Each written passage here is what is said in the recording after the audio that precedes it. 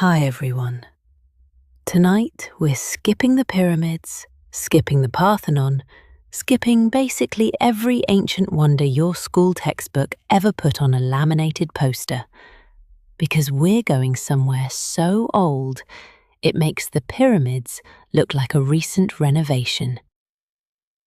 We're heading to the rolling limestone hills of ancient Turkey, to a temple built roughly 11,500 years ago by people who didn't have metal tools, didn't have the wheel, didn't have bread, and somehow still managed to organize a construction project that would make a modern city planner weep quietly into his blueprints. So, if you'd like more of this sort of thing, go ahead and like the video and maybe subscribe, purely if it's actually useful to you. Genuinely no hard feelings if not. Drop a comment telling me whereabouts you're tuning in from tonight, because whatever time it actually is where you are, I'm willing to bet it's later than you meant it to be. Go ahead and dim the lights now. Let a fan hum somewhere in the background and settle yourself in nice and deep, because where we're going, the nights get very dark and the stars get very loud. Let's wonder for a moment. Have you ever tried to haul a 20-ton stone up a hill without so much as a wheel? Could you survive a hunting party where lunch is a gazelle you haven't caught yet? Would you have noticed the carved fox on the pillar beside you was actually a warning? And what on earth convinced an entire community to bury their own temple on purpose? Well, congratulations. You've just arrived in the hills of southeastern Anatolia. The year, roughly, is 9,600 BCE. Welcome to the oldest temple ever built. Try not to lean on anything. The first thing you notice is that nobody hands you a schedule here. There is no bell, no alarm, no gentle voice reminding you of the day's agenda. There is only the pale grey light creeping over the Taurus foothills, the smell of cold ash from last night's fire, and the low murmur of people who have been awake for a while already. Because in a world without clocks, sleeping in is a luxury nobody here has invented yet. You sit up slowly, because sitting up quickly on a bed of packed earth and reed matting is how you learn a hard lesson about your own spine.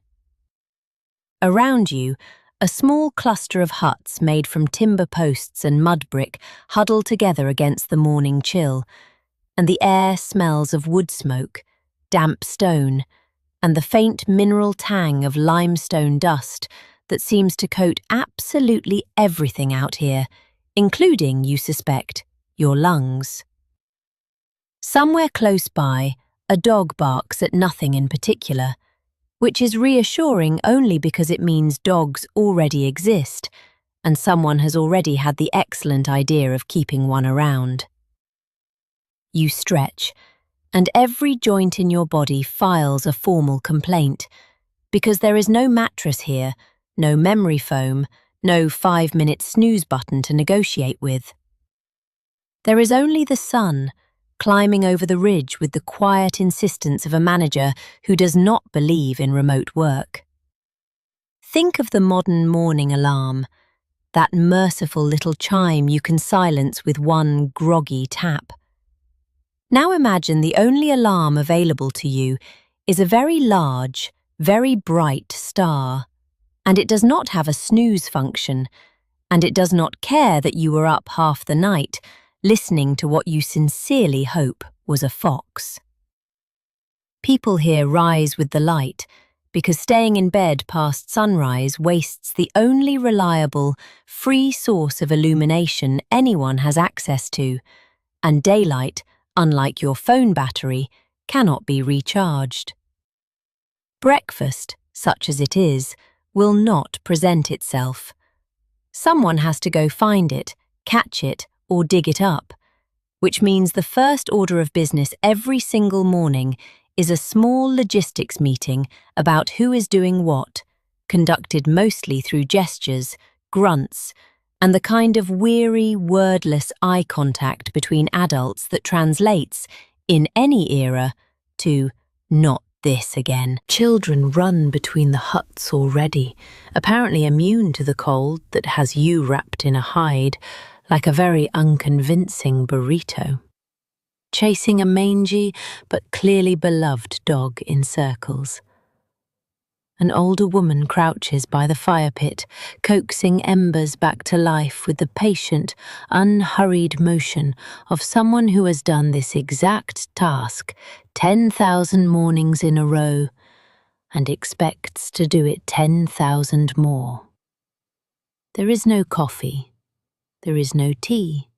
There is, at best, water from a skin bag, and if you are very lucky, someone has already started roasting a handful of wild grain from yesterday's foraging, which will have to do until the hunters bring something back, or don't.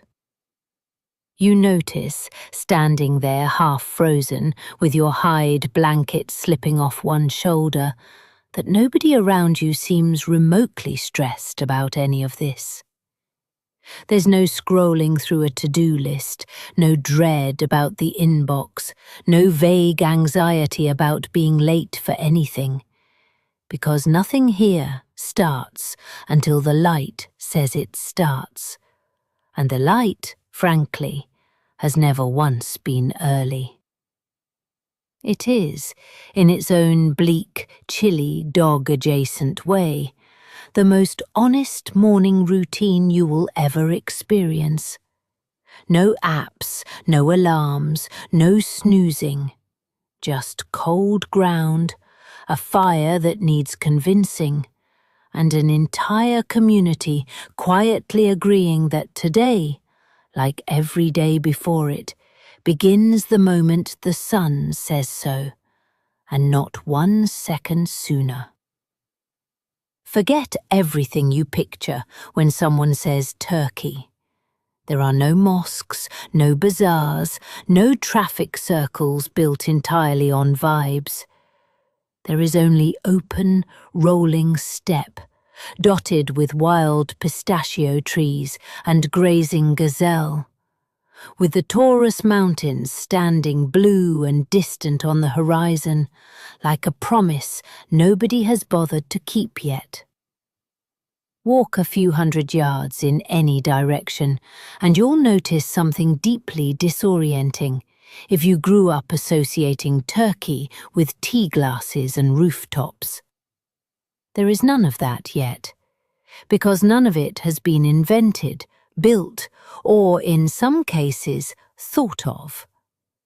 What you get instead is grass, an enormous, rolling ocean of it, studded with wildflowers in spring and baked the colour of toast by high summer, stretching toward hills that seem to change colour depending on the hour, blue at dawn, gold at noon, a deep, bruised purple once the sun starts thinking about calling it a day. The wind moves through it constantly, a low, steady hiss that never quite stops, the ancient world's version of white noise, except there's no fan involved, and also, occasionally, a wharf. Underfoot, the soil is dry and pale, cracked in places, soft and dusty in others, and every so often you'll spot a low limestone outcrop poking up through the grass, like a knee through a worn pair of jeans. Herds of wild gazelle move across the open ground in loose, nervous clusters, flicking their tails, always alert, always ready to bolt at the first hint that something with teeth has taken an interest in them. Wild aurochs, enormous ancestors of modern cattle, graze in smaller groups nearby, and they are not the gentle, doe-eyed creatures you might picture. They are massive, short-tempered, and roughly the size of a delivery van, and approaching one carelessly is a decision you make exactly once. Consider for a moment how you currently think about nature. A nice weekend hike, maybe a national park with clearly marked trails and a gift shop at the end. Out here, nature is not a backdrop. It is the entire operating system. There are no fences, no rangers, no little wooden signs warning you to keep your distance from the wildlife, because the wildlife has never needed to be told anything, and certainly wouldn't read a sign if it existed. The nearest thing to infrastructure is a scattering of wild pistachio and almond trees, growing wherever the soil happens to be generous, offering shade that people have clearly learned to seek out and return to again and again, since the ground beneath the older trees is worn smooth and packed hard from years of feet. There are no roads yet, obviously. Not even dirt tracks in the way you'd picture one. Just faint, repeated paths worn into the grass by people and animals, moving between water, shade, and shelter in more or less predictable loops. It is beautiful in the stark, unbothered way that places are beautiful before anyone has thought to put a fence around them or charge admission. And it is also, quietly, unmistakably, a landscape that could kill you in several creative ways before lunch if you weren't paying close attention. Turkey, it turns out, existed for a very long time before it was Turkey. And out here, standing in grass up to your knees with a very large auroch giving you a very unimpressed look, that fact has never felt more real. There is no closet here, no debate over what the weather calls for, and absolutely no ironing.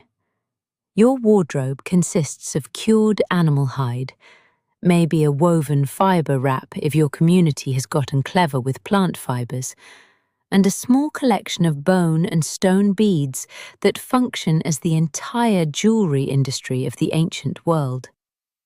Getting dressed, as it turns out, is less a morning ritual and more a small feat of engineering.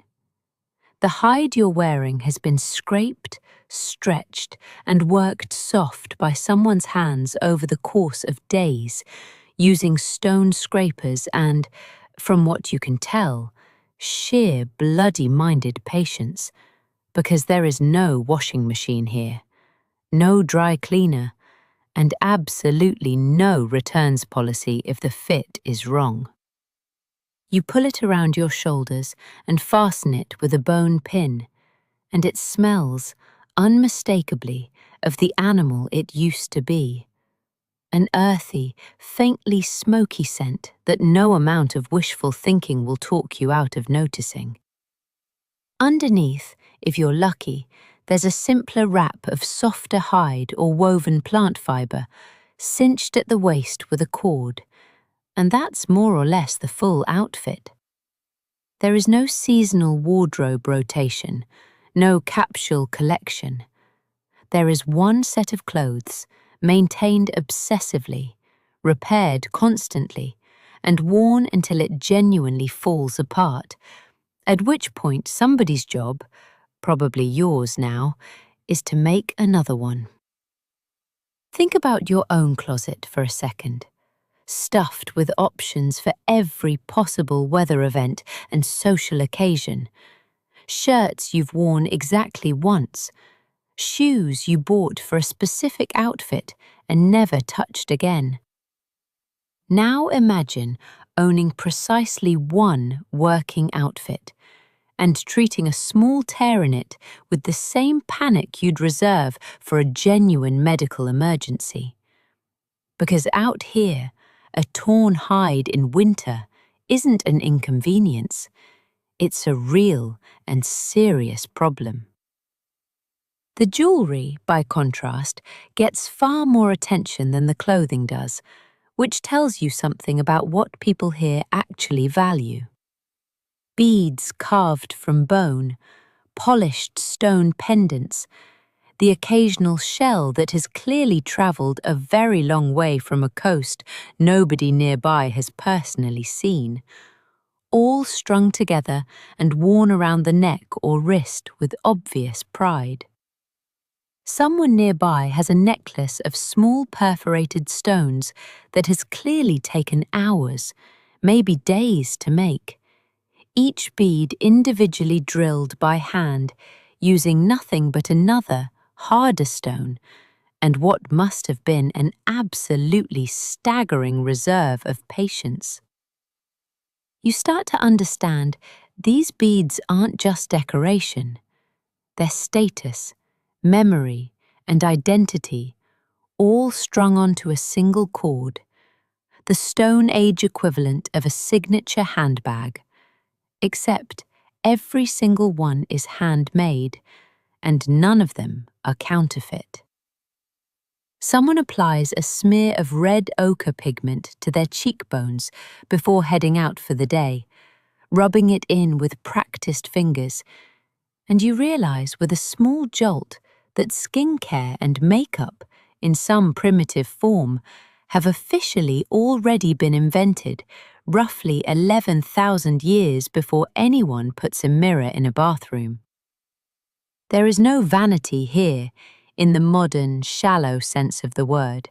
There is only the very old, very human instinct to look like you tried, even when trying involves scraped hide, hand-drilled bone, and a colour palette limited to whatever the earth happens to be willing to give you that particular week. You reach for breakfast and discover the single most important fact about this era. Nobody has invented the farm yet. There is no bread basket, no cereal aisle, no polite argument about oat milk. There is wild wheat plucked by hand, roasted nuts, and whatever meat survived yesterday's hunt, which is either reassuring or deeply concerning, depending on how the hunt actually went.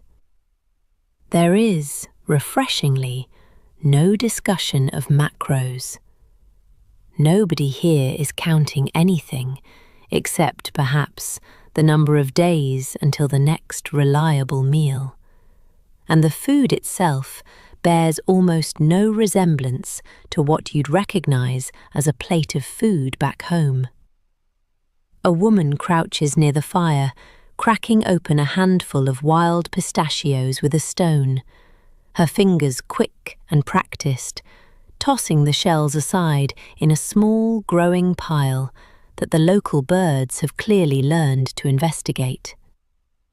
Nearby, a flat stone slab bears the crushed remains of wild einkorn wheat, ground roughly by hand into something that is not quite flour and not quite a rock, mixed with a little water and pressed onto a hot stone near the fire until it firms into something you could, with real generosity, call bread.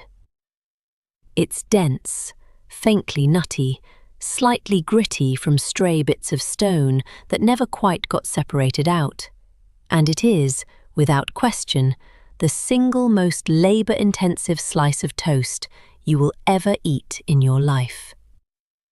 Consider your own breakfast routine, the box of cereal you pour without a second thought, the bread that arrived sliced, bagged, and asking nothing of you but a toaster.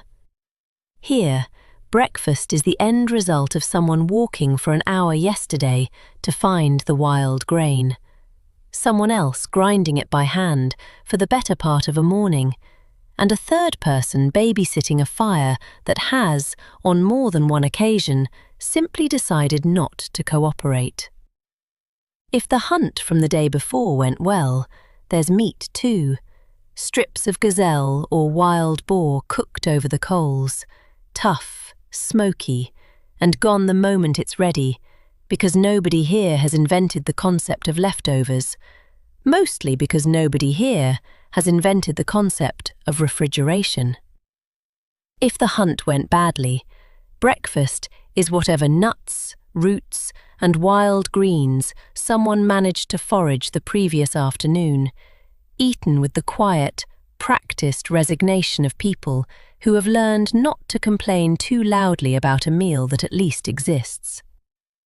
Water comes from a skin bag filled at the nearest spring, and it tastes faintly of leather and minerals, an acquired flavour you acquire almost instantly because the alternative is not drinking anything at all. There's no tea, no coffee, nothing warm and comforting to hold in both hands while you contemplate the day ahead. Just cool water, hard bread, and maybe some meat if the universe smiled on you yesterday.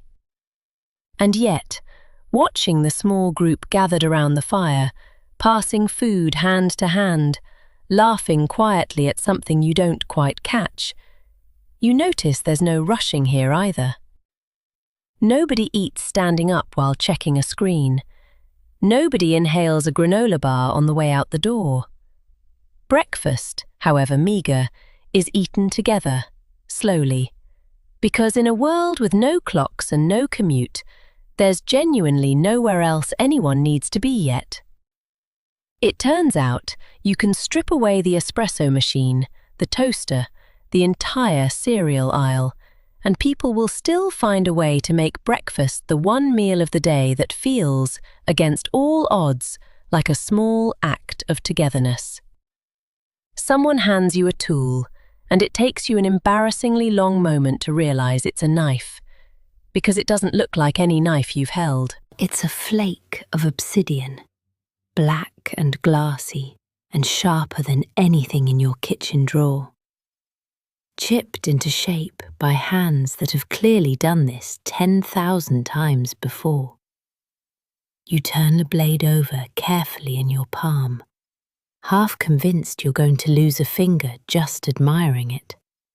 And someone nearby laughs, not unkindly, at the exaggerated care you're taking with an object they clearly consider about as remarkable as a spoon. This obsidian, you learn, hasn't just wandered over from the next hill. Some of it has travelled remarkable distances, traded hand to hand across dozens of miles from volcanic sources further east, which means that somewhere in this landscape, without roads, without wheels, without so much as a donkey trained for the job, an entire trade network is already quietly humming along, moving stone from person to person the way you might forward a group chat, except with slightly higher stakes if the delivery goes wrong.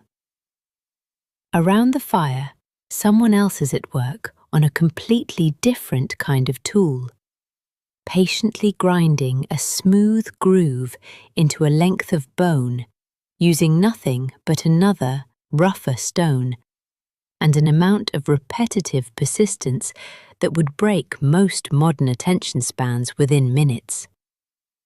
This will become an awl, useful for punching holes in hide, and watching it take shape, stitch by stitch of effort, you start to appreciate that nothing here gets thrown away and replaced the way you might toss a dull kitchen knife into a drawer and forget about it. Every tool is the product of hours, sometimes days, of careful, unglamorous labour. And every tool is treated accordingly, cleaned, stored carefully, passed down, resharpened again and again until there's barely anything left of the original stone. Think about how casually you replace things in your own life. A phone every couple of years, a razor blade tossed without a second thought. Here, The sharpening of a single blade is treated with the seriousness of diffusing something delicate. Because a dull tool doesn't just mean an inconvenient evening. It means a slower hunt, a harder harvest, possibly a genuinely dangerous encounter with an animal that isn't cooperating with your timeline. You watch a young man test the edge of a fresh obsidian flake against his thumb, wincing slightly, nodding with satisfaction at the thin bead of blood it draws. Apparently, the ancient equivalent of quality control. There are wooden-handled tools too, though the wood mostly rots away over the millennia, leaving future archaeologists staring at loose stone blades and politely arguing about what on earth they were originally attached to. Bone needles, stone scrapers for hide, small hand axes worn smooth from years of gripping. A whole quiet ecosystem of tools that exist for exactly one reason. Because in a world with no metal and no machines, the human hand and a sufficiently sharp rock are doing every single job that a hardware store back home would otherwise handle for you. It's humbling, honestly, standing there, holding a knife sharper than anything in your kitchen, made by someone with nothing but patience, a harder stone, and roughly 10,000 hours of accumulated practice passed down from someone who did the exact same thing before them. Somewhere in the modern world, someone is complaining about a dull pair of scissors. Out here, the same complaint would cost you an afternoon, and possibly a finger. A group of men gathers before sunrise, checking spears and sling stones with the quiet seriousness of people who understand that breakfast is not guaranteed. You are invited along, mostly, you suspect, to see how you handle the sight of a gazelle at full sprint. You are, to put it gently, not built for this. The men around you move low and quiet through the grass, spears balanced in practiced hands, communicating through small gestures that apparently mean things like "circle left" or "don't you dare sneeze now," while you attempt to tiptoe through dry grass with all the grace of a folding table being dragged across a wooden floor. A gazelle raises its head roughly 200 yards away, ears swiveling, and you swear it looks directly at you specifically, as though it has already identified you as the group's obvious weak link.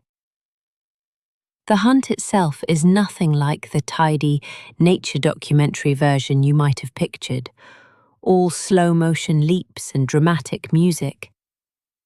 It is long stretches of absolutely nothing happening, crouched in grass that itches in places you didn't know could itch, followed by sudden, chaotic bursts of movement that end, more often than not, in absolutely nothing to show for it. Gazelle are fast, alert, and have survived this long specifically by not letting slow, itchy humans get anywhere near them, and the men beside you seem entirely unbothered by the frequent failures, resetting, repositioning, and trying again with the patient stubbornness of people who understand hunting is a percentages game, not a guarantee.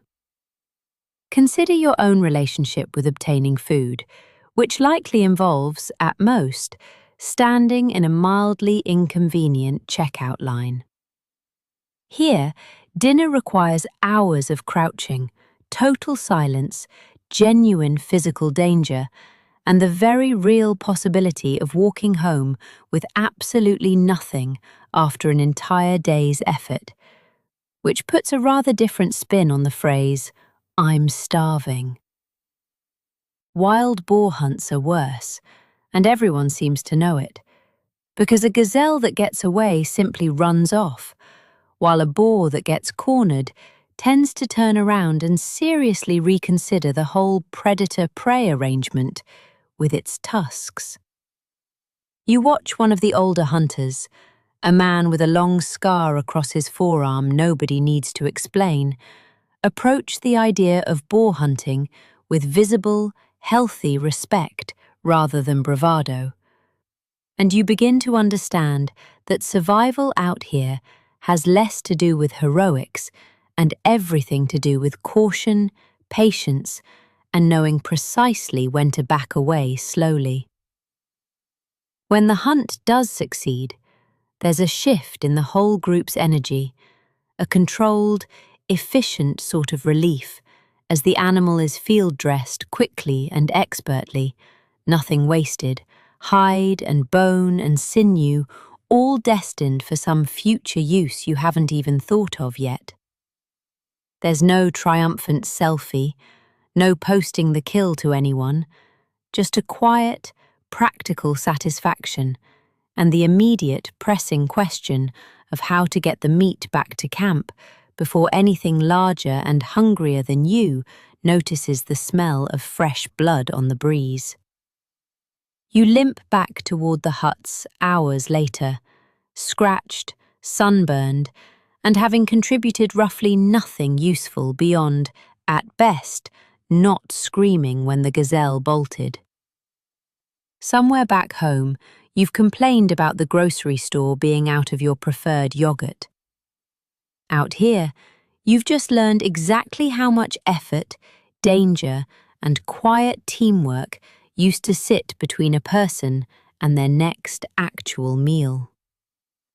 While the hunters chase dinner, someone else is quietly responsible for making sure the meal has literally any variety at all, wandering the hills, gathering wild almonds, pistachios, and acorns, with the practiced eye of someone who has memorized exactly which trees are worth the walk. You tag along, mostly because standing around camp alone with your thoughts and a growing collection of insect bites has lost its appeal, and you quickly discover that foraging is not the leisurely woodland stroll it sounds like on paper.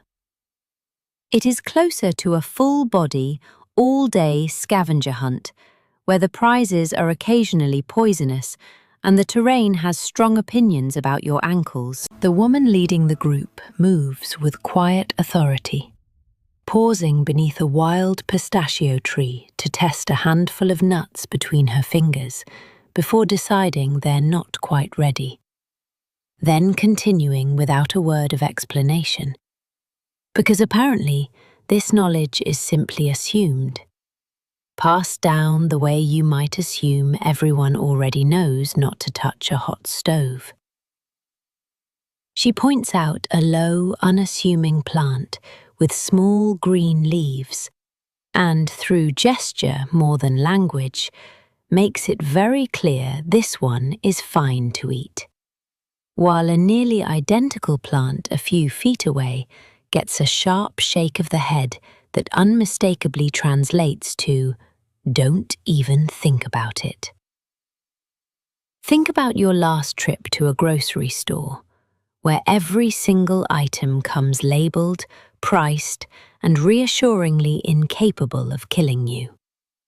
Here, the entire produce section is unlabeled, scattered across miles of open hillside, and mistaking the wrong route for the right one isn't a minor inconvenience. It's a decision you might not survive to regret. The group gathers wild almonds still in their leathery green husks, acorns from scrubby oak trees that will need hours of soaking and grinding later to remove the bitterness, and handfuls of wild legumes plucked carefully from low shrubs you would have stepped over without a second glance. Everything gets carried in woven baskets or bundled into hide slings, since nobody here has the luxury of a reusable tote bag with a slogan on it, though the concept would translate perfectly well. What strikes you most is the sheer intimacy of the knowledge on display. The way every person in this group seems to hold an entire mental map of the landscape layered with information about what's edible, what's medicinal, what's dangerous, and what's simply pretty to look at. Refined and passed down across generations of people who did not have the luxury of getting it wrong twice. A child trails along behind the group, occasionally offered a nut or berry to taste, clearly being taught this same encyclopedic knowledge in real time, the ancient equivalent of a very high-stakes homeschooling curriculum with no textbook and no do-overs. By the time you head back toward camp, your basket is embarrassingly light compared to everyone else's, mostly full of things you were specifically told not to eat, which you kept anyway out of some misplaced tourist instinct to bring home a souvenir. The foragers, meanwhile, return with a genuinely impressive haul that will round out whatever the hunters manage to drag home, assuming the hunters manage to drag anything home at all. It occurs to you, watching them sort and store the day's gathering with practiced efficiency, that grocery shopping used to be a full-time job, requiring years of specialized education, a sharp eye, and an unshakable willingness to occasionally be wrong about a mushroom. Thirst here is not solved by turning a handle. It's solved by knowing exactly which seasonal spring still has water in it this month, which rock crevice collects rain, and which route gets you there and back before the midday sun turns the whole hillside into a frying pan. You follow a young boy who has clearly done this walk more times than he could possibly count, moving with the brisk, unbothered pace of someone heading to a corner store rather than trekking across sun-scorched hills for the region's most essential and least reliable resource. He leads you down into a shallow fold in the landscape where a thin trickle of water seeps out from beneath a limestone outcrop, collecting in a shallow, natural basin worn smooth by generations of exactly this same errand. The water is cool, faintly mineral, tinged with the earthy taste of stone and clay, and it is, without exaggeration, the single most refreshing thing you have ever put in your mouth. Mostly because you've just walked 40 minutes uphill in the sun to get it. Consider your own relationship with water, which likely involves turning a small metal handle and waiting approximately 2 seconds. Here, water is a full logistical operation, requiring knowledge of which springs still run this time of year, which ones have gone bitter or stagnant, and which rocky crevices reliably fill after a rare rainstorm. Information held collectively by the whole community, the way you might hold on to your favourite coffee order. Except getting it wrong here means a genuinely dangerous walk home with an empty water skin. The boy fills a hide bag at the spring, tying it off expertly at the neck, and explains, mostly through pointing and patient miming, that this particular spring runs dry by midsummer, at which point everyone shifts attention to a different source further along the ridge. An entire seasonal water calendar carried purely in memory, refined over years of trial, error, and the occasional very thirsty mistake. You notice, working your way back up the slope with your own now full water skin slung awkwardly over one shoulder, that the timing of this errand is deliberate and non-negotiable. Go too late in the morning, and the sun turns the open hillside into something resembling a convection oven. So water collection happens early, efficiently, with none of the leisurely browsing you might associate with a trip to the tap. There's no faucet to leave running while you brush your teeth, no long, indulgent shower to disappear into, because every single drop out here has been personally carried, on foot, uphill, by someone who is now going to be extremely aware of exactly how much of it gets used, and by whom. Back at camp, the water gets rationed with quiet, practical fairness. Some for drinking, a little for cooking, precious little left over for anything resembling washing, which explains rather a lot about the general smell of the camp, and frankly, of you. You find yourself, hours later, absurdly grateful for a resource you have never once in your life had to think about, and you resolve, somewhat guiltily, that the next time your own tap takes a full 3 seconds to run warm, you will try very hard not to complain about it, though you strongly suspect this resolution will not survive contact with your actual bathroom. Word has apparently travelled, because groups are arriving from every direction, walking for days across open country to reach the same low limestone ridge you're standing on, carrying nothing but supplies and an unmistakable sense of occasion, like pilgrims heading to a festival nobody printed tickets for. You fall into step alongside a family who, from the look of their worn sandals and sun-weathered faces, have clearly been walking for days already, carrying woven bags of dried meat, nuts, and what appears to be a genuinely enormous amount of collective patience. Nobody complains, at least not out loud, though a few of the younger members of the group have the distinct, dragging gait of people who would very much like to know how much farther this is, a sensation you recognise instantly from every family road trip you've ever endured, minus the snacks, minus the air conditioning, minus, notably, the car. Groups like this one are converging from what feels like every direction.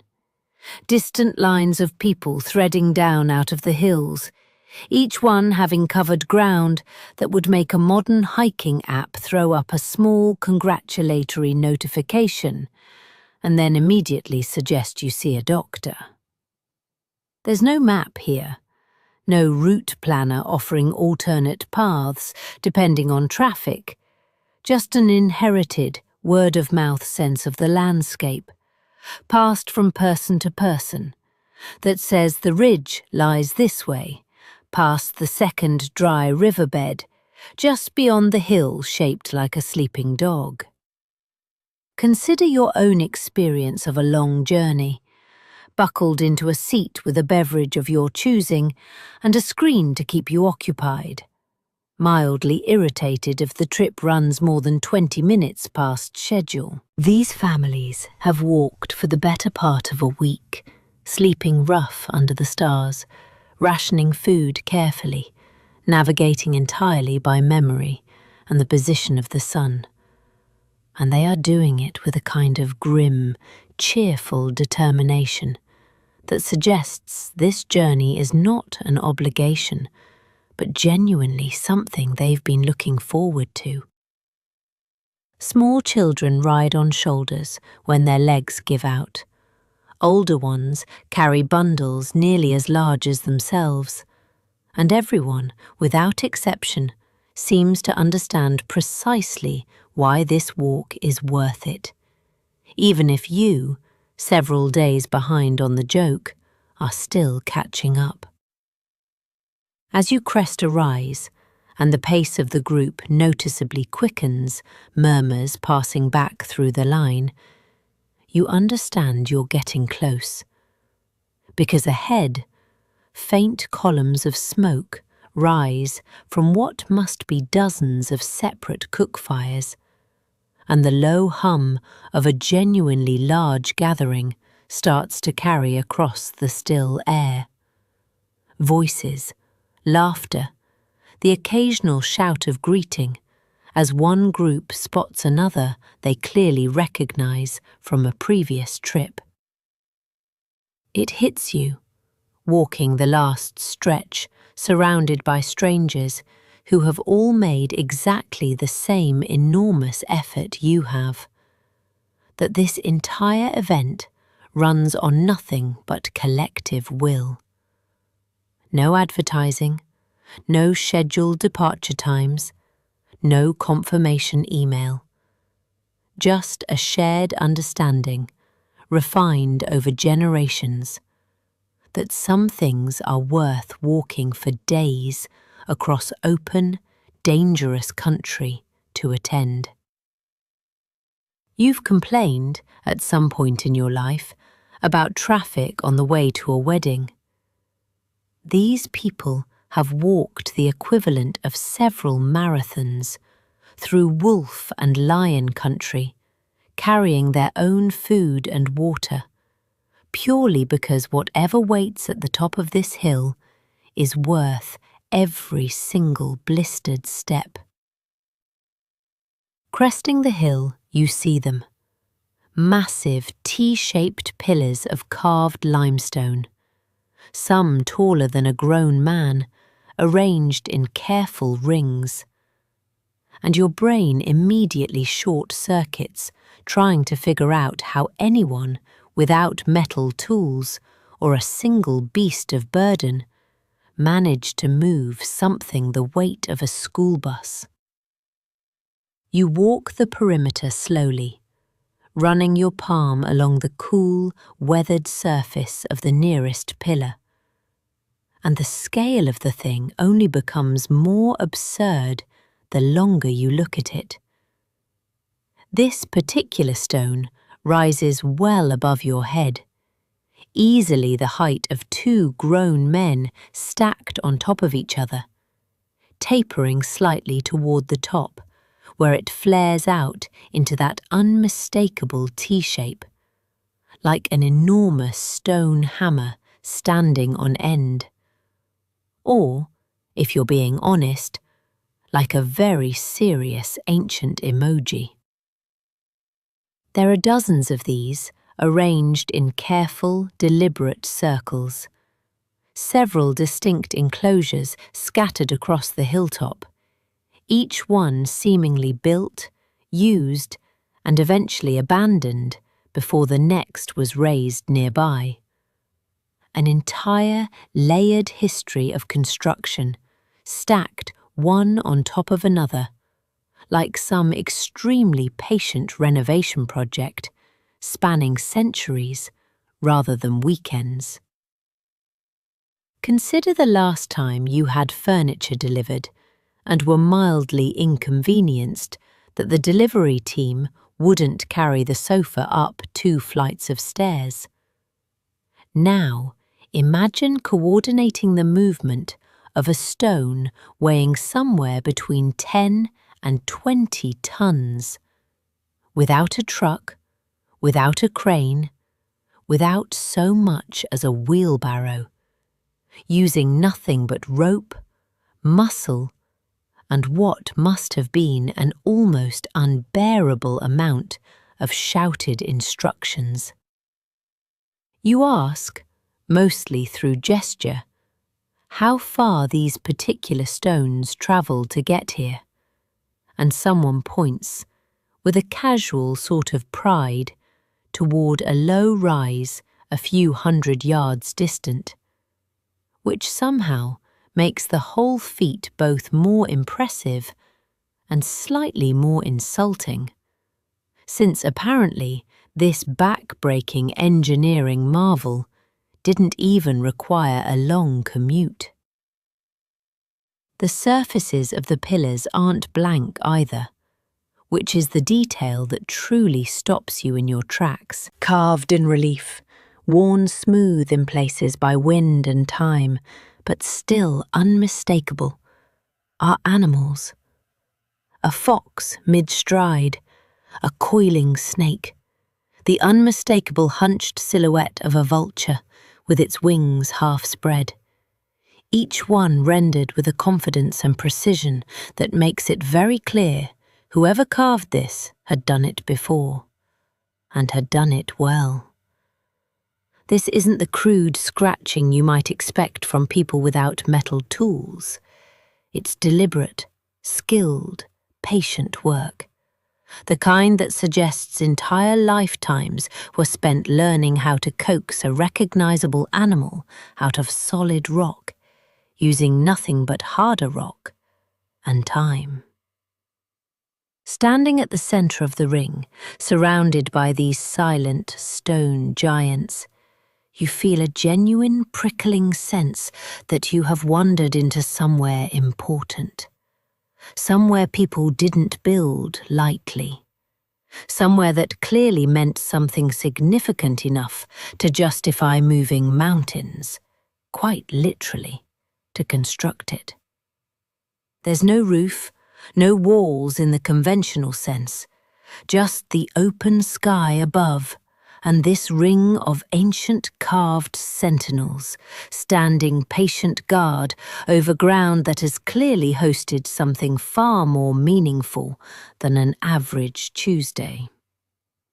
You try, and fail, to imagine the sheer number of hands, the accumulated years, the coordinated effort required to raise even one of these pillars, let alone dozens across multiple enclosures. And you begin to suspect that whatever convinced an entire hunter-gatherer society to attempt something this monumental, it must have mattered enormously. Roughly 11,500 years before anyone here had the faintest idea what a pyramid was. Down at the quarry, a few hundred yards away, you find the answer. And it is somehow both simpler and more exhausting than you imagined. Ropes, wooden sledges, log rollers, and what appears to be the entire regional population hauling in perfect, grunting unison. You watch, half in horror and half in genuine awe, as a line of perhaps 30 people strain against thick ropes lashed around a partially freed limestone block. Their bare feet dug into the dusty ground, muscles straining. Someone at the front calling out a rhythm, the whole group answers with a single unified grunt, heave, and shuffle forward. The stone moves, barely, a few painful inches at a time, sliding across a bed of round wooden logs that two more workers are constantly retrieving from the back of the line and hauling around to the front. An endless, exhausting relay that will apparently continue for hours, possibly days, until this particular pillar reaches wherever it's supposed to go. Sweat runs freely down every face in the line, and someone periodically passes water skins along without breaking stride. Because stopping entirely, you gather, costs more effort in restarting than it's worth.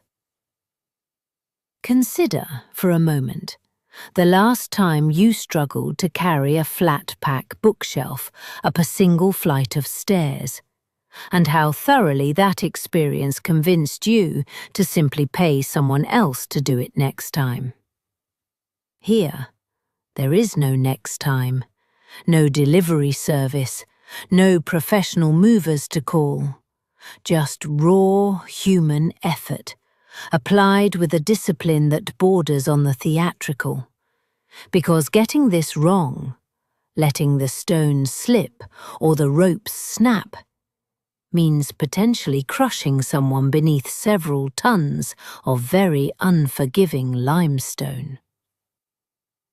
The quarry itself sits just below the ridge, a shallow depression gouged into the bedrock where you can see, half finished and abandoned, an enormous pillar still attached to the stone around it, nearly twice the length of the ones already standing up on the hill, apparently deemed too large, too risky, or too exhausting to fully extract, and simply left where it lay.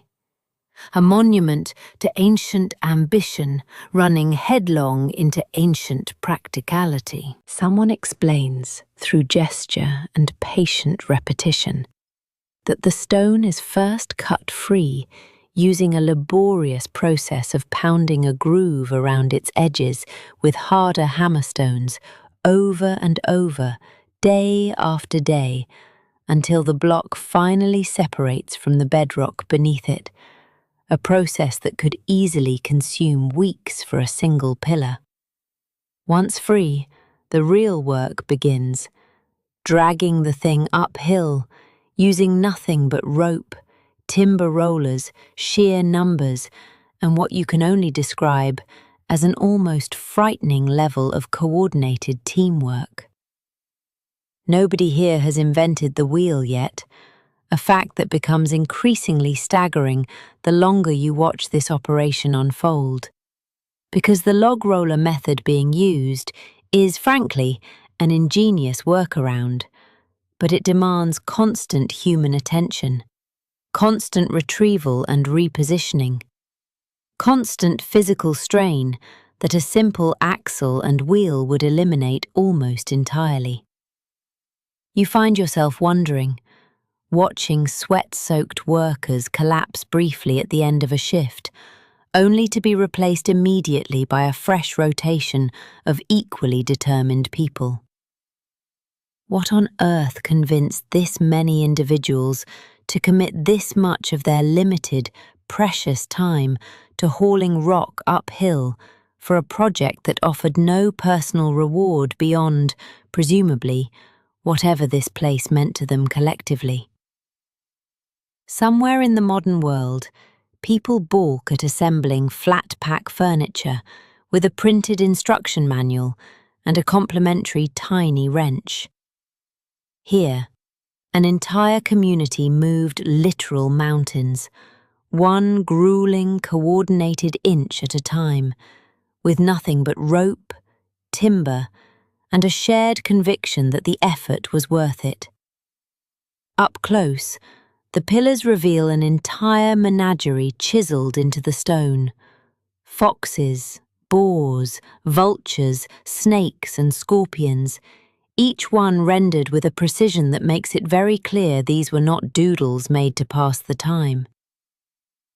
You crouch beside one of the pillars where a carver, an older man with hands like weathered leather and a small collection of stone tools laid out beside him with the precision of a surgeon's tray, is working slowly at the outline of a scorpion, its tail curved and poised, somehow managing to look genuinely threatening despite being rendered entirely in limestone.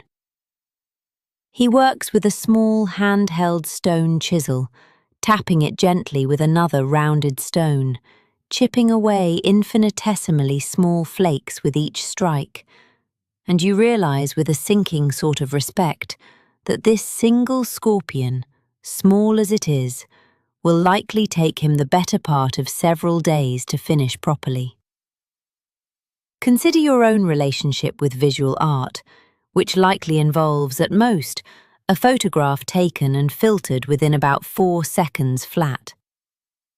Here, a single carved image represents days, sometimes weeks, of patient, repetitive labour performed entirely by feel and eye, with no eraser, no undo button, no simple fix if a single misplaced strike chips away too much stone. Because unlike a digital photo, a mistake here is permanent, carved into rock that has already been dragged uphill at enormous cost. The menagerie on display across the various pillars is remarkably specific too. Not random decoration, but a consistent, recurring cast of characters. Foxes caught mid-trot, wild boar with bristling backs, coiling snakes, vultures with wings spread wide, the occasional spider or scorpion tucked into a corner as though placed there deliberately as a warning rather than an afterthought. You ask through gesture why so many dangerous animals specifically, and the carver, without pausing his work, gestures broadly at the landscape around you, the same landscape where you've already had an uncomfortably close encounter with an unimpressed auroch, as if to say, quite reasonably, that these animals are simply what fills the world he lives in, dangerous, present, and worth remembering in stone. There's clearly a shared visual language at work here too, certain animals appearing again and again across different pillars in different enclosures, suggesting this isn't one artist's personal whimsy, but an agreed-upon symbolic vocabulary understood by everyone who gathers here, the ancient equivalent of a recognizable brand logo. Except this one has survived 11,000 years and still communicates something, even if nobody today can say for certain exactly what. You watch the carver blow dust gently from the scorpion's tail, checking the angle of the light against his work, adjusting a small detail near the stinger, with the kind of quiet perfectionism you'd expect from someone restoring a masterpiece, rather than someone squatting in the dirt with a handful of rocks.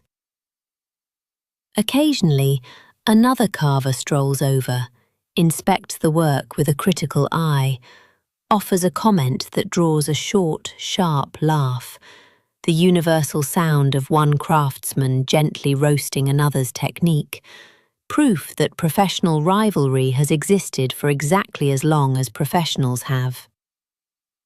By the time you leave him to his work, the scorpion is barely half finished, and you find yourself oddly moved by the idea that this man will likely spend most of his useful daylight hours over the coming week completing a single carving he will never see used for anything you'd recognize as commerce, recognition, or personal gain. And yet he works at it anyway, with the calm, focused dedication of someone who understands, in some way you're only beginning to grasp, that the stone itself is the point. At the center of each enclosure stand two larger pillars, and the closer you look, the more human they seem, with carved arms bending at the elbow, hands resting on carved belts, as though the stones themselves are simply very patient, very silent members of the crowd. You stand between the two central pillars, and the effect is immediate and slightly unnerving, the sensation of being quietly observed by something that has technically never had eyes. Each of these central stones towers well above the surrounding ring, carved with subtle relief detail that becomes more apparent the longer you look, a curved line suggesting a bent arm, small carved hands resting delicately just above where a belt would sit, occasionally a stylized fox pelt or fabric detail draped across what would be the figure's midsection, as though someone dressed this stone giant before setting it upright and simply never got around to giving it a face. Consider the last time a statue genuinely unsettled you, perhaps a particularly intense marble bust in a museum you visited once and hurried past a little faster than necessary. Now imagine that same feeling, except the statue is taller than a doorway, positioned at the exact center of a ring, specifically designed to focus everyone's attention toward it. And you are standing here at what is very obviously the most important spot on this entire hillside, with absolutely no idea what you're meant to do next. Local families move around the enclosure, with a familiarity that suggests they know precisely what's expected here. Some pausing briefly near the central pillars, murmuring something too quiet to catch. Others simply standing in quiet contemplation for a moment, before continuing on to greet friends from another group who've clearly made a similarly long walk to be here. Nobody explains the rules to you outright, mostly, you suspect, because there's no concept here of needing them explained. The way nobody back home needs a laminated card reminding them to lower their voice in a library. You simply absorb the appropriate behaviour by watching everyone else, which mostly seems to involve a certain hushed, respectful quiet, a noticeable shift in posture, shoulders straightening slightly, voices dropping, the unmistakable universal body language of people who understand they are somewhere that matters. The belts carved into these central figures catch your attention specifically. Small, stylized objects hanging from them that some archaeologists centuries later will squint at and argue represent tool bags, others insisting they're something closer to ceremonial regalia. An academic disagreement you have the rare privilege of being able to settle definitively simply by asking someone standing right beside you. Except, of course, you can't, because you don't speak a word of whatever language is being spoken here, and gesturing at a carved belt buckle only gets you so far in a conversation. What's unmistakable, regardless of the specifics, is the deliberate hierarchy of scale at work. The central figures rising noticeably taller than the surrounding ring, commanding the space in a way that feels less like decoration and distinctly more like presence. As though whatever this ring was built to honour, worship, or remember, required something taller than everyone and everything else present to properly represent it. You place your palm flat against the cool stone of the nearest central pillar, feeling the slight ridges of the carved arm beneath your fingers. And something about the gesture feels instinctively correct.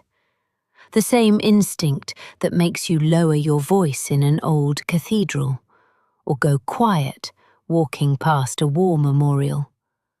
A reflex apparently baked so deeply into human behaviour that it survives completely unchanged across 11,000 years, several collapsed civilizations, and every single religion invented in between. Here is the detail that quietly rearranges everything you thought you knew.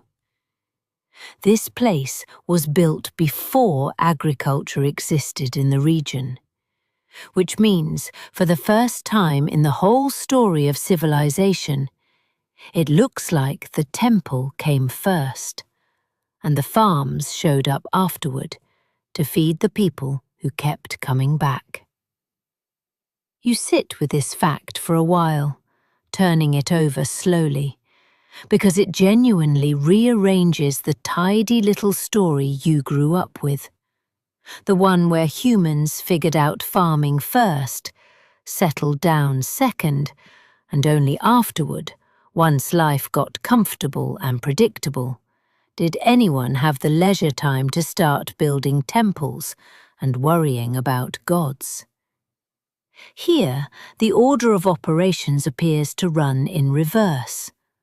And it is, frankly, a little disorienting. Like discovering the dessert course was somehow served before the appetizer, and everyone at the table seems perfectly fine with it. Consider how you generally think about religious buildings back home. Grand structures raised by wealthy, settled societies with surplus resources, spare labour, and the stable food supply necessary to support architects and stonemasons who don't personally need to hunt their own lunch. Here, none of that exists yet. There is no surplus grain silo, no stable village of permanent farmers, just small, mobile bands of hunter-gatherers who somehow found the will, the organization, and the sheer collective stubbornness to build something monumental anyway, apparently believing that whatever drew them to this hilltop mattered enough to justify the effort before anyone had the comfortable safety net of agriculture to fall back on.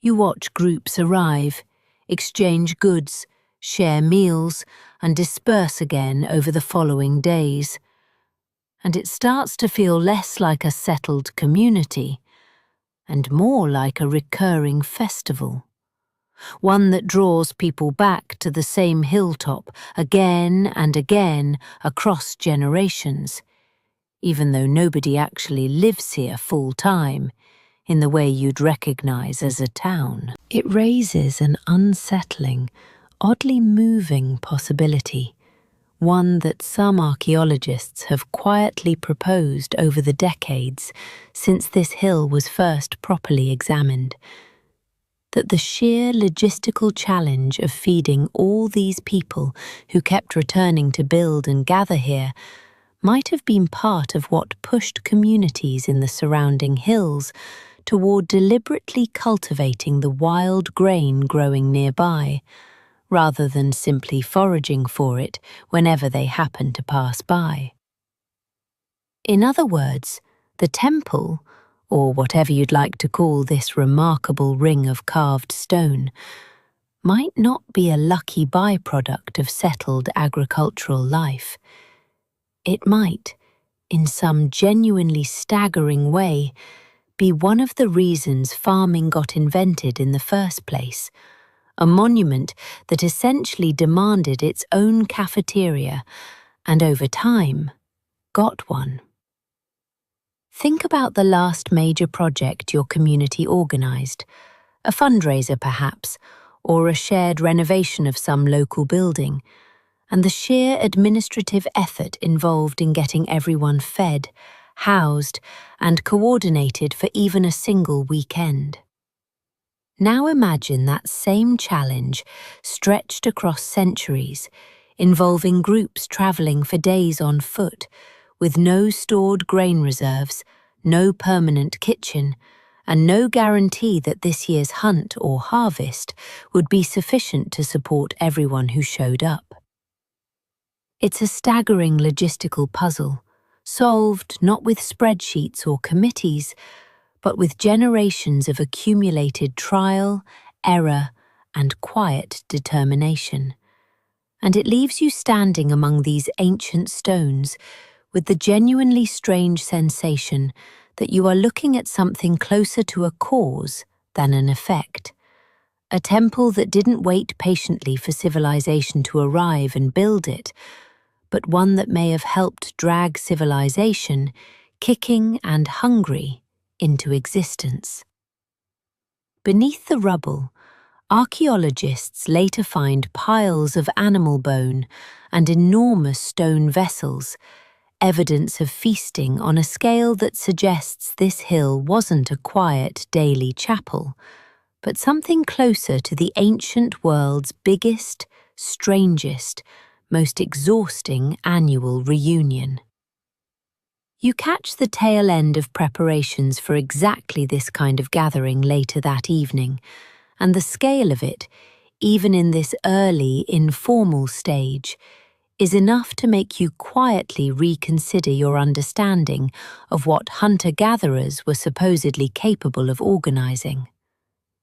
Dozens of animal carcasses, mostly wild gazelle, and the occasional formidable auroch, are being butchered nearby, the air thick with the sharp, coppery smell of fresh blood mixed with wood smoke, while enormous limestone vessels, hollowed out and clearly built to hold liquid, sit nearby, large enough that you could comfortably climb inside one if the mood struck you and nobody was watching.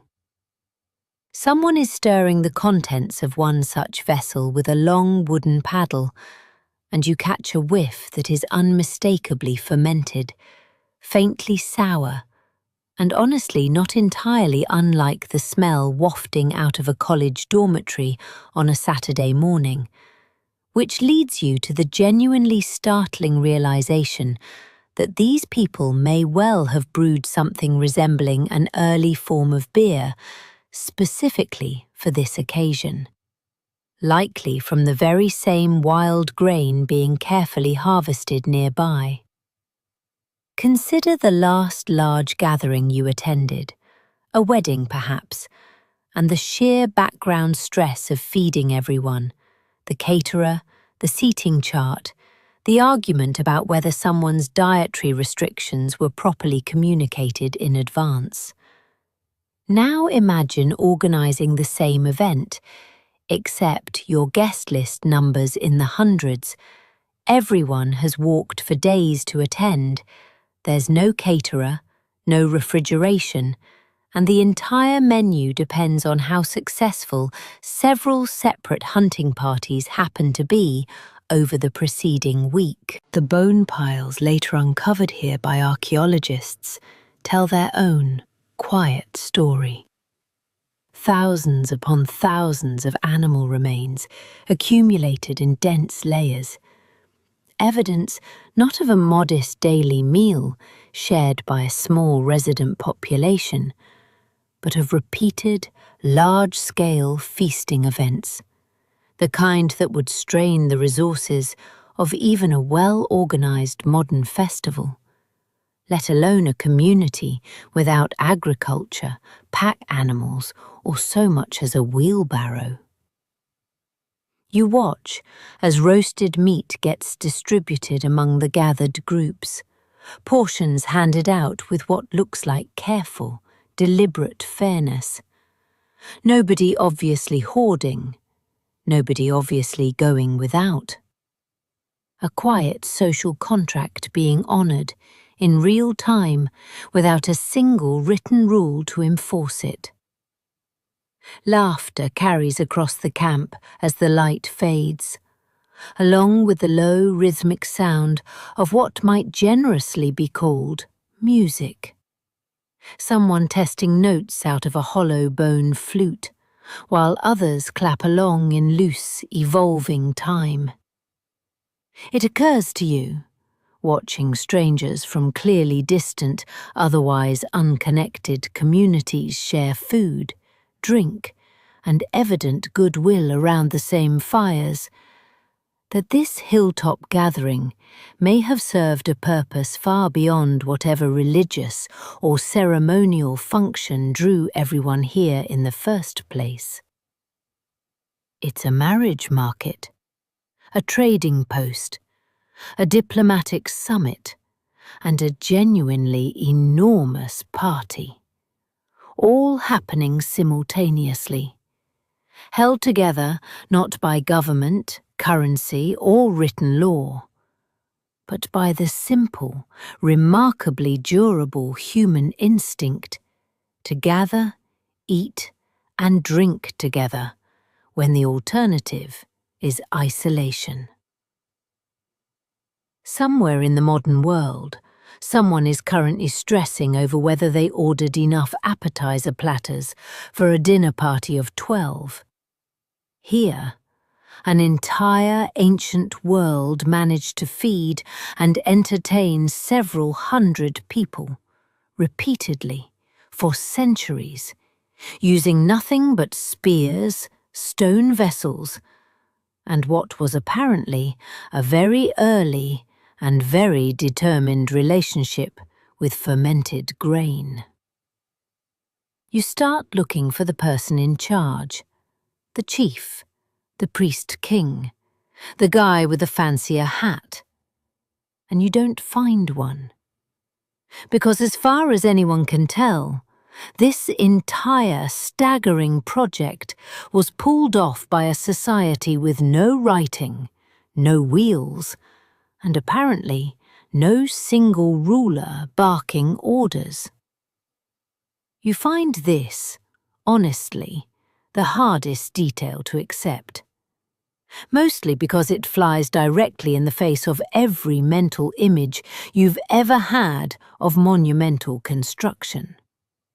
The pharaoh pointing imperiously at a half-built pyramid. The emperor overseeing his palace from a shaded litter while sweating labourers do the actual work. Here, you scan the crowd repeatedly for anyone who looks remotely in charge, anyone wearing a distinguishing headdress, anyone being deferred to with the particular body language that says this person's word is final. And you come up genuinely empty.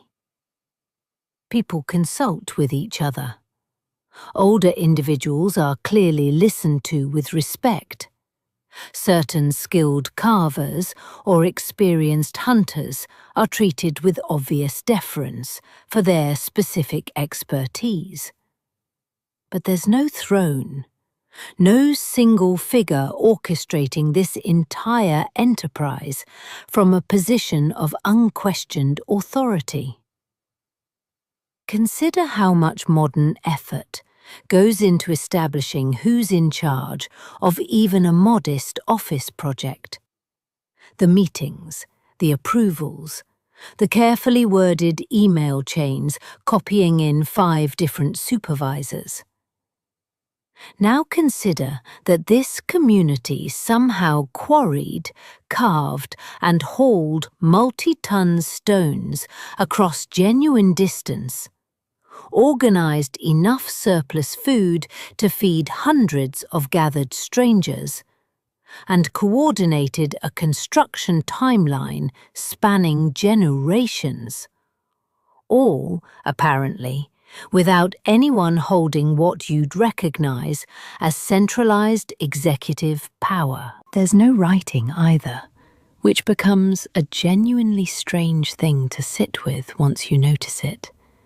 Because every instruction, every architectural decision, every carefully accumulated piece of botanical or zoological knowledge you've watched people display today has been passed along entirely through spoken word, demonstration, and memory.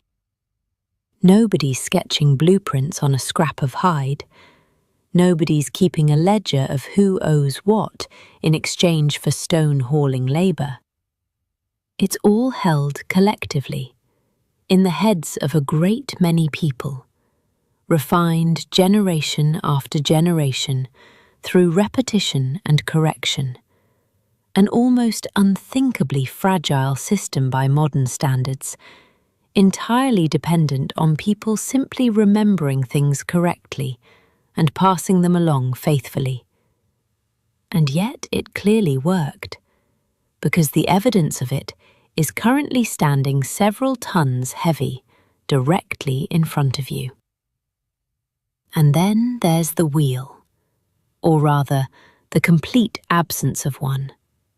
A detail that only becomes properly staggering once you've personally watched 30 people drag a single limestone pillar uphill using logs as rollers, sweating and straining for an entire afternoon over a distance you could comfortably stroll in a few unhurried minutes, if only someone had thought to attach an axle to anything. It's tempting to assume a society capable of this kind of monumental cooperation must have had some equivalent of a government, a formal hierarchy, a chief handing down decisions from on high, if only because that's how you've always assumed large projects get organised.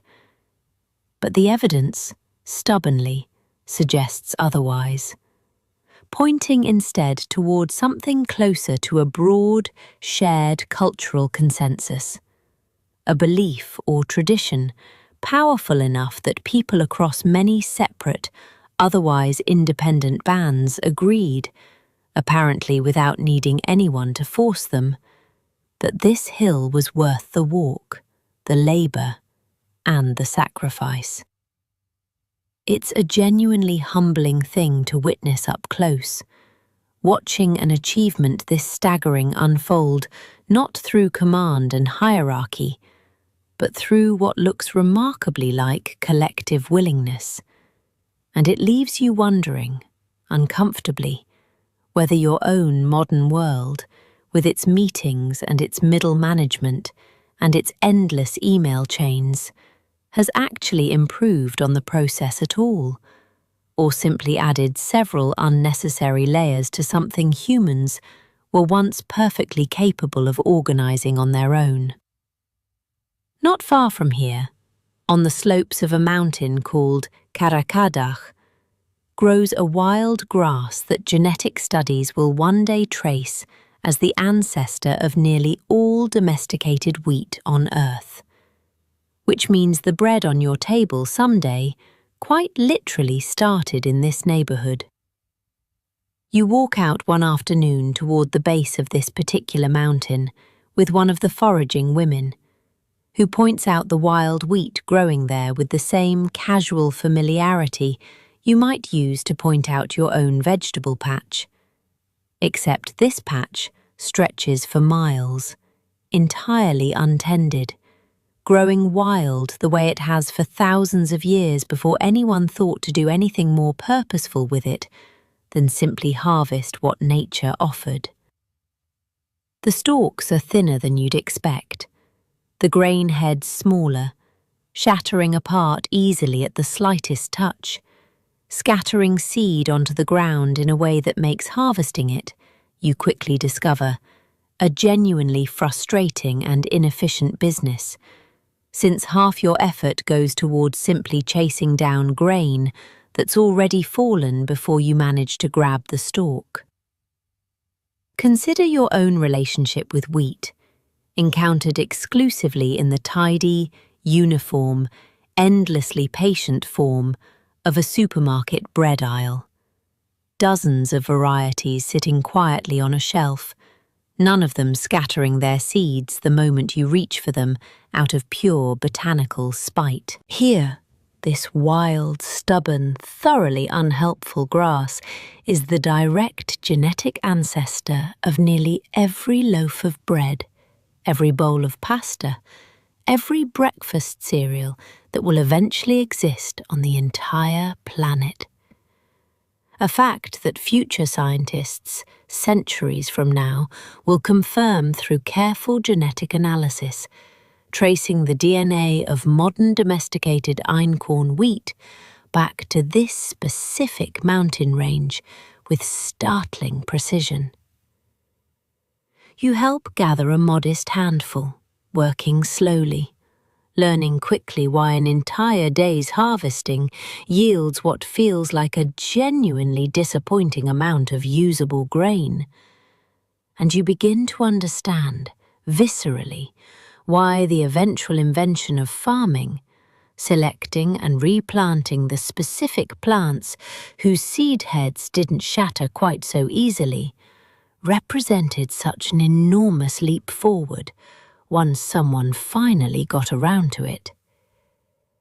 That leap hasn't quite happened yet here, not fully, not in the deliberate, systematic way that will eventually define agriculture as you understand it. But the raw ingredients, quite literally, are already present, growing wild on this exact mountainside, waiting for someone patient enough to notice which plants behaved slightly better than their neighbors, and begin, gradually, favoring them.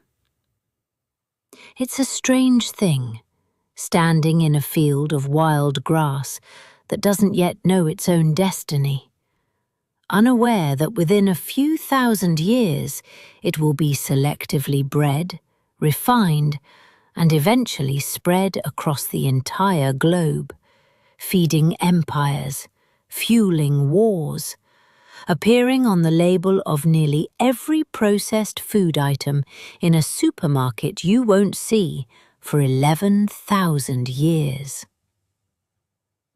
The woman beside you, meanwhile, seems entirely unbothered by any of this cosmic significance, focused only on the practical, immediate question of whether this particular patch has yielded enough grain to be worth the walk back, which, you're realizing, is a perfectly reasonable way to think about it, since she has absolutely no way of knowing that the humble, shattering grass in her hands is about to become, arguably, the single most consequential plant in human history. You carry your modest, thoroughly unimpressive harvest back toward camp, and it occurs to you that somewhere in a distant future kitchen, someone is about to grumble irritably about their bread going slightly stale, blissfully unaware that the entire concept of bread very nearly didn't happen at all, and very nearly happened somewhere else entirely, if not for this specific, unglamorous mountainside, and the people patient enough to keep coming back to it. The wildlife carved so lovingly into the pillars is not purely decorative.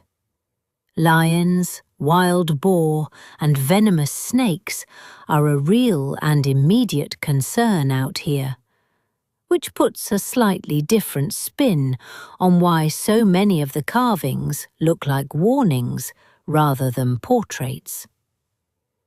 You get your own uncomfortably close reminder of this one evening, crouched near the edge of camp, when a low, distinctive rustle in the tall grass sends every adult within earshot instantly rigid and silent, hands reaching for spears with the kind of practiced speed that suggests this isn't the first time this exact sound has interrupted an otherwise pleasant evening. It turns out to be nothing, a boar moving off in the wrong direction, but the collective, full-body tension that gripped the entire camp in that single instant tells you everything you need to know about how seriously danger is taken out here, where there's no locked door, no security system, no reassuring wall separating you from the wildlife, just an open camp, a low fire, and a shared, constant vigilance that apparently never fully switches off. Consider your own relationship with dangerous wildlife, which likely amounts to occasionally shooing a spider out of the bathtub with a rolled-up magazine, and considering the matter thoroughly resolved. Here, lions genuinely prowl these hills, along with wolves, venomous vipers coiled in the very same grass you've been walking through all week, and wild boar capable of doing serious, occasionally fatal damage to anyone careless enough to corner one. You learn, through a combination of gesture and one genuinely alarming demonstration involving a stick and a very realistic mime of a snake strike, exactly which grasses tend to hide vipers, and precisely how to check before sitting down anywhere. A habit you adopt immediately, and with considerably more enthusiasm than you've ever shown for any previous safety instruction in your life. The carved animals decorating the great stone pillars start to make a lot more sense in this light, less an idle artistic flourish, and closer to a kind of permanent, communal memory of exactly which creatures share this landscape and demand respect. A stone record of the real, present dangers of daily life here, carved by people who very likely lost friends, family members, or, at minimum, a few good hunting dogs to exactly these animals over the years. Someone points out, later, a set of healed but visibly serious scars along an older hunter's leg, the unmistakable signature of a boar encounter that clearly didn't go entirely according to plan. And the man wears the scars with the same matter-of-fact acceptance you might reserve for a minor scrape, evidence of just how routine these encounters must genuinely be. Nights are the most unnerving part. Lying beneath a hide blanket, listening to distant, unmistakable calls carrying across the dark hillside. The low rumble of something large moving through brush somewhere you can't quite locate. A chorus of jackals somewhere further off that makes sleep feel like a genuinely optimistic proposition. You find yourself, somewhat embarrassingly, gripping your own borrowed spear a little tighter than strictly necessary, despite having absolutely no confidence in your own ability to use it for anything beyond, at best, a brief and dignified retreat. Somewhere in the modern world, people pay good money to visit a safari park, specifically to view these same animals from the safety of a sturdy vehicle with the windows firmly rolled up. Here, the wildlife isn't an attraction booked in advance with a gift shop at the exit. It's simply the neighborhood. And every single person around you has clearly internalized, through hard and occasionally painful experience, exactly how much respect that neighborhood demands. For a site this enormous, there's a surprisingly stubborn mystery hiding underneath it. Nobody is entirely sure if people lived here year-round or only gathered seasonally, which means your comfortable night's sleep on this hillside might be either completely normal or a very temporary arrangement. You try, gently, to get a straight answer out of someone about this, mostly through a series of increasingly elaborate gestures meant to convey the question, "Do you actually live here?" And the response you get back is, frustratingly, a shrug that could mean either "yes, obviously," or "not exactly," depending entirely on how generously you choose to interpret ancient body language. What you can observe firsthand is a scattering of modest, round or oval structures a short distance from the main ring of carved pillars, built from timber posts and packed mud brick, clearly used for sleeping, storage, and the general business of daily life. Though whether these particular families live here permanently or simply return to the same familiar structures every time a gathering draws them back, remains stubbornly unclear, even to you, standing right in the middle of it. Consider your own relationship with the concept of home, a fixed address, a specific bed you return to every single night without fail, mail delivered reliably to the same door year after year. Here, the boundary between a permanent settlement and a well-worn seasonal gathering spot seems to blur in a way that modern categories don't easily accommodate, and you begin to suspect the people living this life never much worried about the distinction either, since the concept of a permanent versus temporary home is, after all, a problem invented largely by people who eventually had mortgages to think about. Some families clearly maintain structures here across multiple seasons, repairing and rebuilding the same mud brick walls rather than starting entirely fresh each time, which argues for at least some degree of continuous or repeated occupation. Others seem to arrive purely for the major gatherings, sleeping under simple lean-to shelters or directly beneath the open sky, wrapped in hide against the cold, treating the whole hillside more like an enormous, recurring campsite than anything resembling a proper village.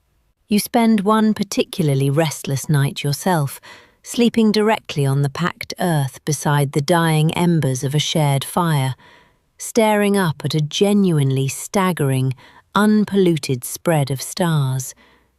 And you find yourself wondering whether the distinction even matters much from where you're lying, given that either way, you're currently just as cold, just as sore, and just as uncertain about what that rustling sound near the edge of camp actually was.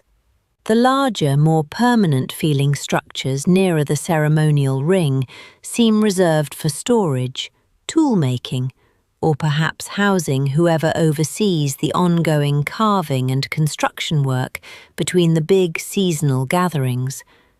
A small resident population maintaining the site while everyone else disperses back out across the hills to hunt, forage, and generally get on with the rest of their lives until the next gathering calls them back. It's a genuinely strange sensation, existing somewhere that resists your modern instinct to categorize it neatly as either a home or a destination. And you begin to appreciate that this ambiguity might be exactly the point. A place designed less as a fixed address and more as a recurring center of gravity, pulling scattered, mobile communities back toward the same hilltop again and again across generations, whether or not anyone ever bothered calling it, in the strict modern sense, somewhere they actually lived.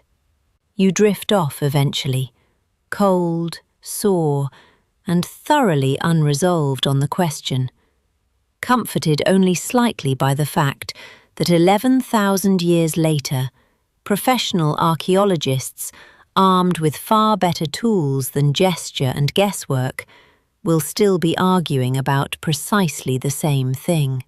There is no traffic hum, no ringtone, no distant hum of an air conditioner. There is wind moving through dry grass, the click of stone tools, occasional laughter carried oddly far in the still air, and if you're lucky, someone coaxing a tune out of a bone flute by the fire. You close your eyes for a moment, deliberately, just to properly take inventory of everything you're hearing, and the exercise is genuinely revealing, because the list turns out to be remarkably short. There's the wind, constant and unhurried, moving through dry grass with a low, steady hiss that never quite stops, occasionally rising to something sharper when it catches the edge of the stone pillars themselves. There's the crackle and pop of the fire nearby, wood shifting as it burns down, sending the occasional spark spiraling briefly upward before winking out. Somewhere further off, a dog barks twice, gets no response of interest, and goes quiet again. And there's voices, low, unhurried conversation carrying easily across the still evening air, punctuated every so often by laughter, the specific, universal, unmistakable sound of someone finishing a joke that's clearly landed well. Consider for a moment the actual soundscape of your own evening back home. The low electrical hum of appliances you've stopped consciously noticing. A refrigerator cycling on, a distant hum of traffic, a phone buzzing somewhere with a notification you'll check later. The specific white noise of modern life that never fully goes silent, even at 3 a.m. Here, silence is a real, tangible thing, broken only by sounds that mean something specific. The crack of a twig that makes every head turn. The distant call of a jackal that gets tracked and mentally located by everyone present. Nothing wasted. Nothing background. Every single noise carrying actual information that people are clearly, instinctively passing in real time. Someone produces a bone flute later in the evening, a hollowed length carved with small finger holes, and begins working out a simple, repetitive melody.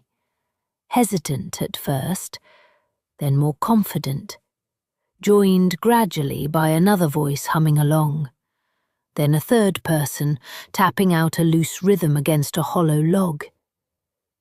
It's not polished, it's not rehearsed. It sounds, honestly, like a group of friends messing around after a long day, which is more or less exactly what it is. Except this particular jam session is happening roughly 11,000 years before anyone invents the concept of a recording device. Meaning this specific tune, whatever it is, however good it sounds right now around this particular fire, is gone completely the moment the last note fades. Unrepeatable, unrecorded, existing only in the memory of whoever happened to be sitting close enough to hear it. You find this thought oddly moving, lying there listening to an ancient, informal concert that will never be performed again in exactly this way. A stark contrast to your own world, where music follows you constantly. In the car, in the store, through headphones you forget you're even wearing, an endless, replayable soundtrack that has, in a strange way, made music slightly less precious simply by making it so relentlessly available. Here, every single sound feels earned, temporary, and specific. The fire's particular crackle, the flute's particular imperfect melody, the wind moving through grass that will be slightly different tomorrow. And you drift towards sleep slowly, genuinely lulled, not by an app or a white noise machine, but by the real, unrepeatable, thoroughly analog soundtrack of an evening that exists exactly once, and then, quite deliberately, lets itself be forgotten. Personal style here runs on stone beads, polished bone pendants, and the occasional streak of ochre pigment. Proof that long before mirrors existed, people were already finding ways to signal status, beauty, and belonging to anyone paying attention. You watch a young woman nearby, carefully threading a new bead onto an already impressive cord, looped several times around her neck. Each bead a small, polished disc of bone, painstakingly drilled through the center with a technique that clearly requires both a steady hand and a truly heroic amount of patience. She holds the finished necklace up briefly, tilting it slightly to catch the last of the daylight, and even without a mirror to check her reflection, there's an unmistakable, universal satisfaction in the gesture. The exact same small, private moment of vanity you might recognize from anyone adjusting an earring in a car's rear-view mirror. Consider your own jewelry box, likely containing at least one piece bought purely on impulse, worn twice, and quietly forgotten. Here, every single bead represents real, deliberate labor, sourced from a specific animal, shaped by hand, drilled painstakingly using a sharpened stone point, twisted back and forth for what must be a genuinely punishing length of time, meaning the necklace currently draped around this woman's neck isn't a casual accessory picked up at a market stall. It's closer to a wearable record of hours upon hours of accumulated effort. the Stone Age equivalent of a fine piece of heirloom jewellery. Except she likely made most of it herself. Ochre pigment gets applied with similar care, ground into a fine powder from naturally occurring mineral deposits, mixed with a little fat or water into a workable paste, and dabbed carefully onto cheeks, along hairlines, sometimes worked directly into hair itself for a deep reddish tint that catches the firelight in a way you have to admit looks genuinely striking. You notice too that certain combinations of beads and pigment seem to signal something specific, worn more elaborately by some individuals than others, a visual shorthand for status, skill, or perhaps simply personal pride that everyone here reads fluently, and you, an outsider with absolutely no context, can only guess at. A man nearby wears a small pendant carved from a fox's tooth, worn smooth from years of handling, and something in the careful, almost reverent way he touches it occasionally suggests this particular object carries meaning well beyond mere decoration. Perhaps a hunting trophy. Perhaps something passed down from someone no longer around. Perhaps both at once. Personal grooming clearly matters here too.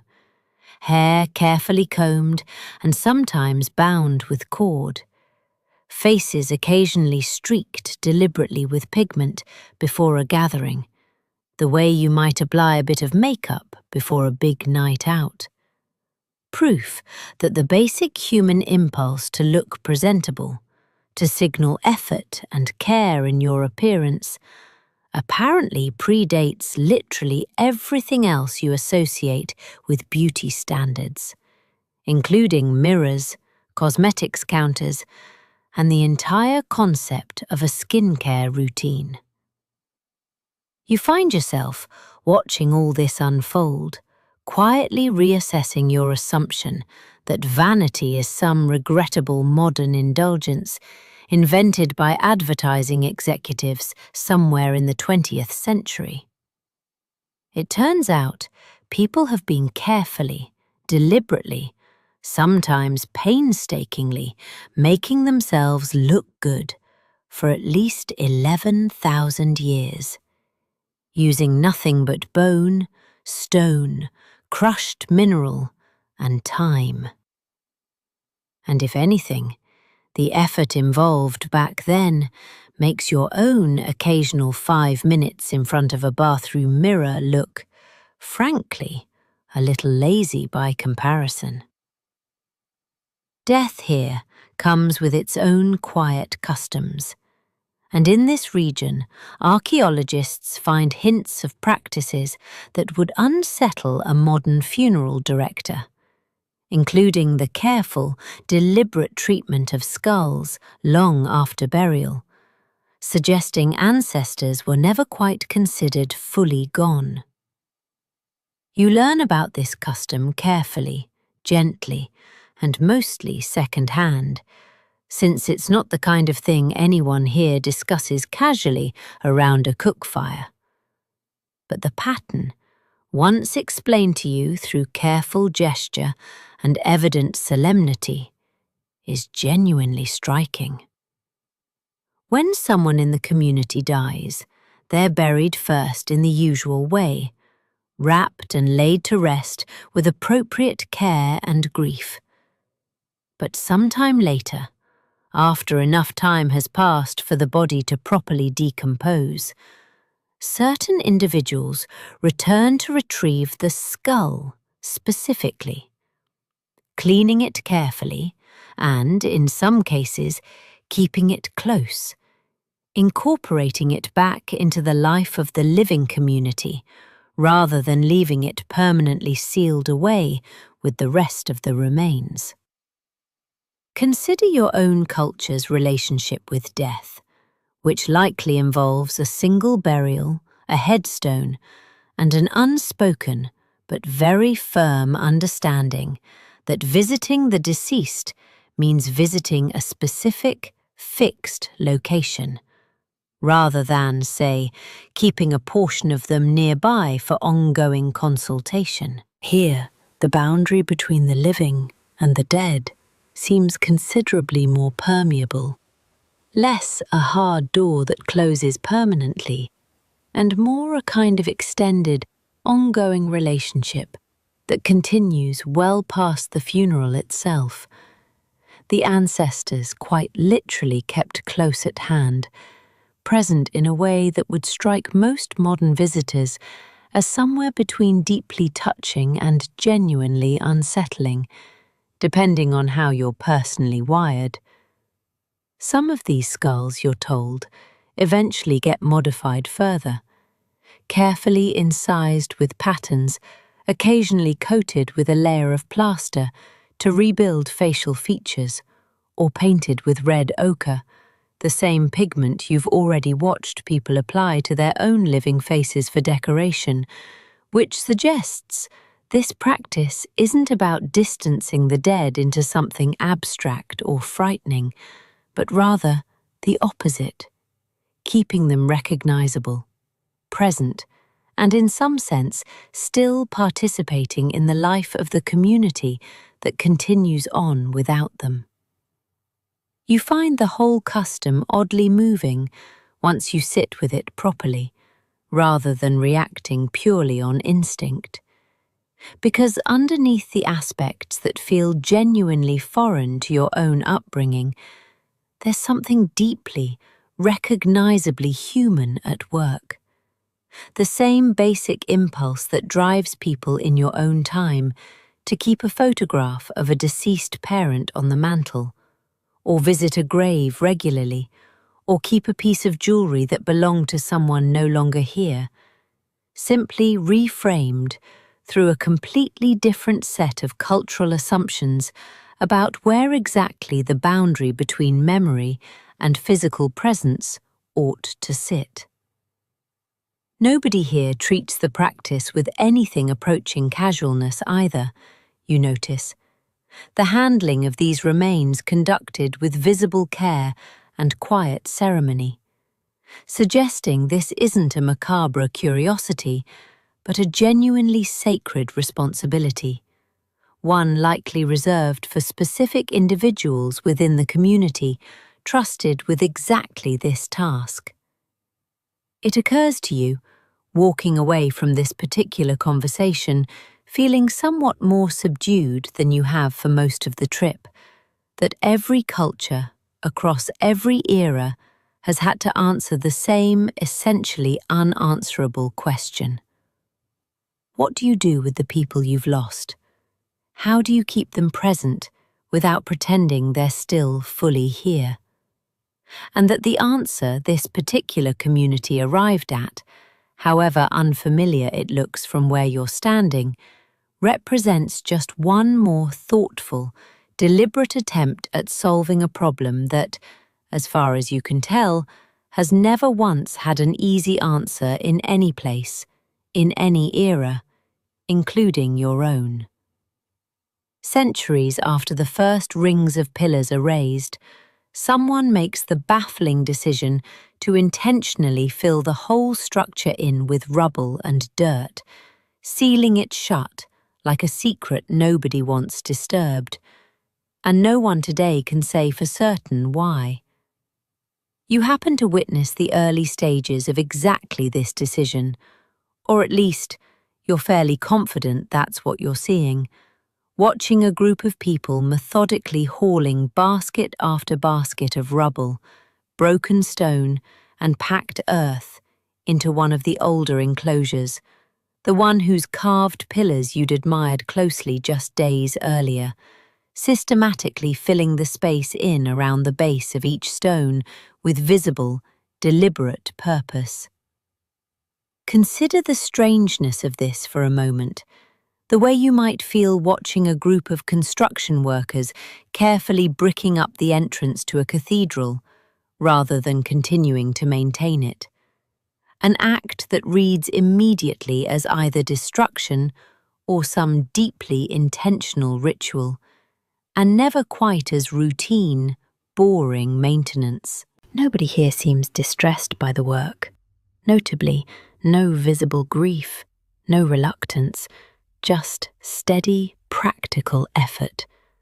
The same calm, coordinated energy you've watched applied to hauling pillars uphill in the first place, except now clearly directed toward covering those same pillars back up again, burying them beneath layer after layer of debris, until eventually, over the following days, only the very tops of the tallest stones remain visible above the rising fill. You ask, through the usual limited combination of gesture and patient repetition, why anyone would go to the trouble of burying something that took this much collective effort to build in the first place. And the response you get, again, is frustratingly incomplete. A shrug, a gesture toward the enclosure itself, something that might translate roughly to, "It was time," though whether that means the site had simply served its purpose, or a new enclosure elsewhere had taken over its ceremonial role, or something considerably more solemn was being observed here, remains entirely unclear to you, standing in the middle of it. What's certain, watching this unfold with your own eyes, is that this isn't neglect or abandonment in any casual sense. Neglect looks like weeds slowly creeping in over years, walls quietly collapsing from disuse. This looks like a plan, executed with the same careful, coordinated labour that raised the stones in the first place, which suggests whatever's happening here carries real, intentional weight, a deliberate closing of a chapter rather than a simple loss of interest. You find yourself thinking, oddly, of the way some modern communities will deliberately decommission a beloved old building, filling it in or sealing it, rather than letting it decay openly. A final act of care and respect, rather than indifference. And you wonder whether something similar is at work here. An entire enclosure being given a proper, deliberate send-off, rather than being left to crumble and scatter across the open hillside for the next few thousand years. This particular decision, whatever exactly prompted it, will prove to be an extraordinary, entirely unplanned gift to the future. Because burying these stones under protective layers of rubble and earth is precisely what preserves them so remarkably well for the next 11,000 years, sealing them away from the wind, the rain, and the slow, grinding erosion that would otherwise have worn these carvings down to unrecognizable smudges long before anyone in the modern world ever got the chance to lay eyes on them. Somewhere in the distant future, a team of archaeologists will spend years painstakingly excavating exactly what you're currently watching get buried on purpose, entirely unaware that the very act of burial they're now so carefully undoing is the reason there was anything left here worth finding at all. Fast forward past Göbekli Tepe's quiet burial, and Anatolia isn't finished making history, because not far away, a new kind of settlement is about to rise, a densely packed town called Çatalhöyük, where the houses are so close together that people enter through the roof. You arrive here, in this next chapter of the story, considerably further along in time, though the landscape has changed remarkably little in the intervening centuries. Still that same open, rolling countryside, except now, cresting a low rise, you're confronted with something genuinely startling. An enormous, densely packed cluster of flat-roofed mud brick houses, built literally wall to wall, with no streets, no alleys, no gaps between them whatsoever, forming one single, continuous, honeycomb-like structure sprawling across the mound before you. There are no front doors, you quickly discover, no charming little entryways with a welcome mat, because the entire settlement is entered exclusively from above, via wooden ladders propped against rooftops, meaning your commute home each evening involves climbing up the outside of your house and descending through a hole in your own ceiling, like a slightly awkward chimney sweep who happens to live there. Consider your own experience of a densely packed apartment building, complaining perhaps about thin walls or a neighbour's questionable taste in late-night music.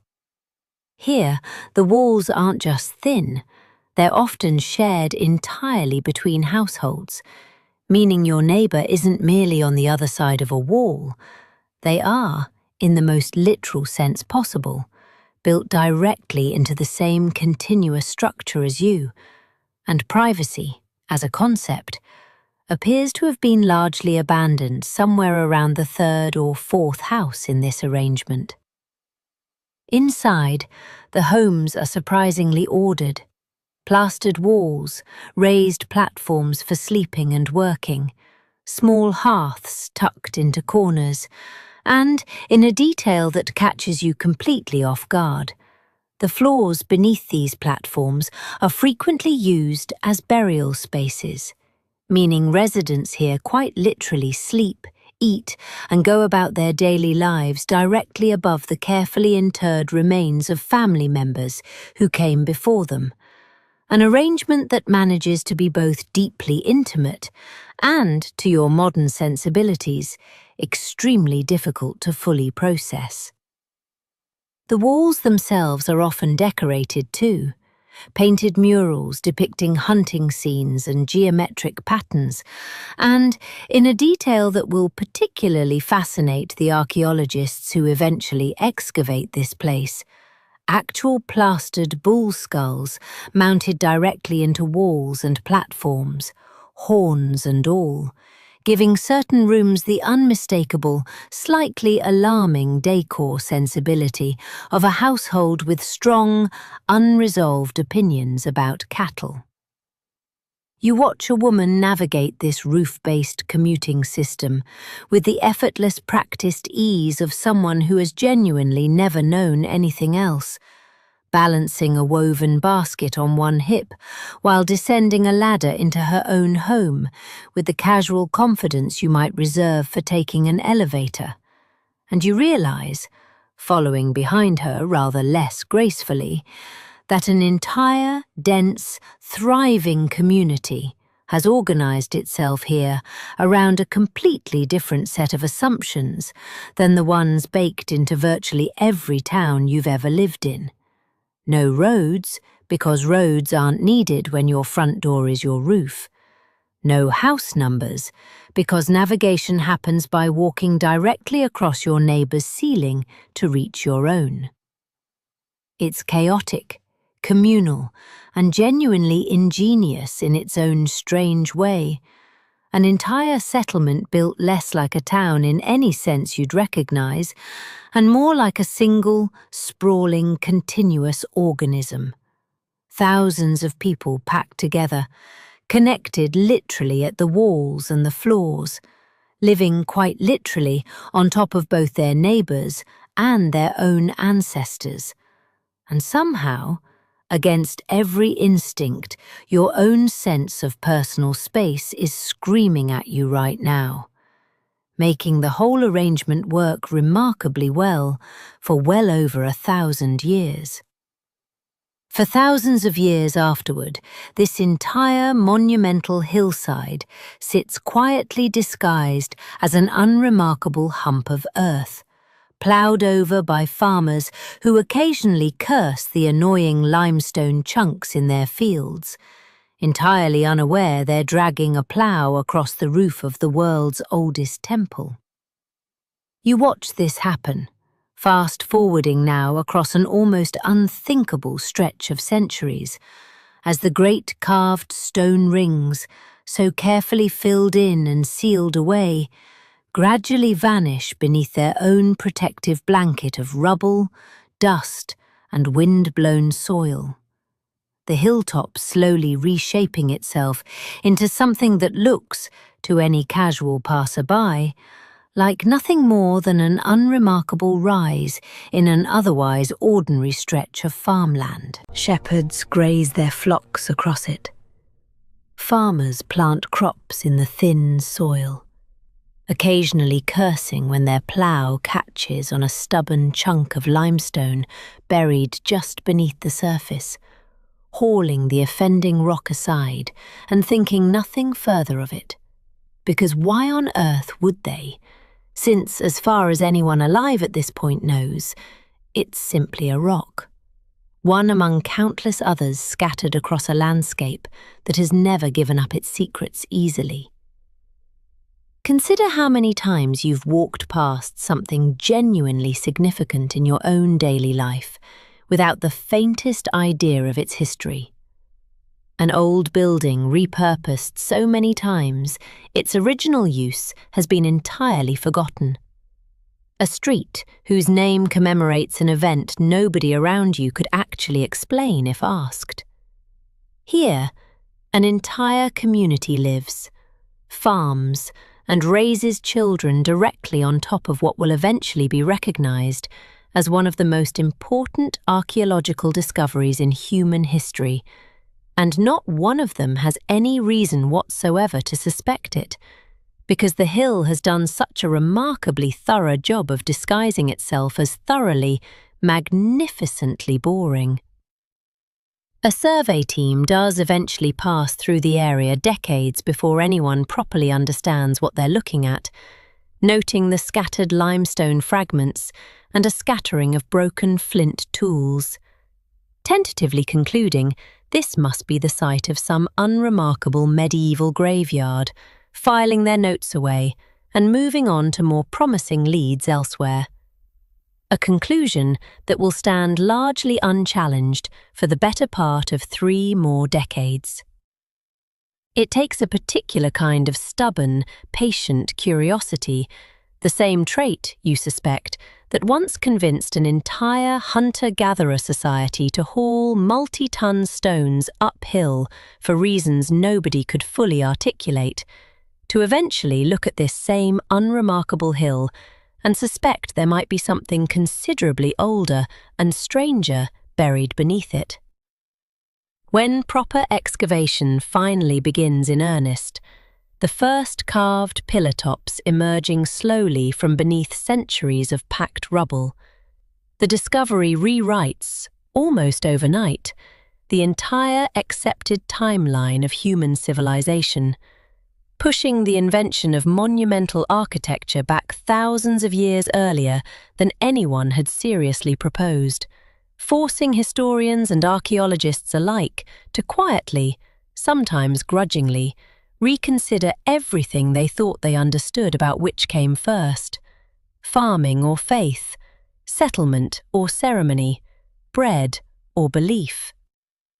You find yourself standing at the very end of this long, strange journey, back where you started, at the edge of that same carved stone ring, except now you're viewing it with entirely new eyes, aware of everything it took to build, to gather around, to eventually bury, forget, and finally rediscover. It's a genuinely humbling thought that the oldest known temple on Earth spent most of its existence not as a tourist attraction or a national treasure, but as an anonymous, thoroughly unremarkable lump of dirt that generations of farmers ploughed straight through without a second glance. Proof, if you needed any more of it after everything you've just witnessed, that history has an absolutely relentless habit of hiding its most extraordinary secrets in the most spectacularly unglamorous places imaginable. So that's life on that quiet hillside in ancient Anatolia, more or less. No wheels, no writing, no metal, no single person in charge, and yet somehow Against every reasonable expectation, an entire scattered community of hunters and foragers looked at a hill full of ordinary limestone and decided it was worth carving, hauling, raising, and eventually burying with their own bare hands. You've hunted gazelle you never caught, ground grain you'll never taste finished as bread, and stood beside stone pillars taller than your own front door, built by people who had never seen a pyramid, a wheel, or a single written word, and somehow needed none of it to leave something behind that would still be standing 11,500 years later. It's easy, from where you actually live, to imagine the ancient world as somehow simpler, smaller, less capable than your own. Standing on that hilltop, watching 30 people drag a 20-ton stone uphill purely because they believed it mattered, tends to correct that assumption rather quickly. These were not primitive people fumbling their way toward civilization. They were patient, skilled, resourceful, and clearly driven by something they found worth almost unimaginable effort, even if the exact nature of that something is still being quietly argued over by very serious people with very small brushes. So tonight, as you settle into your own soft bed, with a roof that doesn't require a ladder and a tap that doesn't require a 40-minute walk uphill, maybe spare a small, quiet thought for the people who once gathered on that hillside in the Taurus foothills, who fed each other, carved foxes and vultures into solid rock, and buried their own temple so carefully that it waited patiently underground for the better part of history before anyone thought to go looking for it. Their world was harder than yours in nearly every conceivable way, and yet they still found time to make jewelry, tell jokes around a fire, and build something magnificent, purely because it seemed worth building. There's something quietly reassuring in that. The idea that long before bread, before farming, before writing, before any of the comforts you're currently lying in, people were already gathering together under the stars, doing their best, and building something bigger than themselves. Sleep well tonight. The hill is still there. It isn't going anywhere, and now, neither are you. So that's life on that quiet hillside in ancient Anatolia, more or less. No wheels, no writing, no metal, no single person in charge, and yet, somehow, against every reasonable expectation, an entire scattered community of hunters and foragers looked at a hill full of ordinary limestone and decided it was worth carving, hauling, raising, and eventually burying with their own bare hands. You've hunted gazelle you never caught, ground grain you'll never taste finished as bread, and stood beside stone pillars taller than your own front door, built by people who had never seen a pyramid, a wheel, or a single written word, and somehow needed none of it to leave something behind that would still be standing 11,500 years later.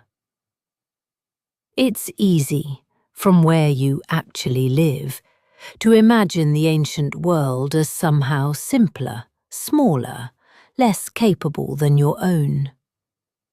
Standing on that hilltop, watching 30 people drag a 20-ton stone uphill purely because they believed it mattered, tends to correct that assumption rather quickly.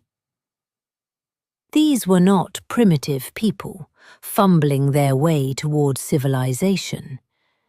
They were patient, skilled, resourceful, and clearly driven by something they found worth almost unimaginable effort, even if the exact nature of that something is still being quietly argued over by very serious people with very small brushes.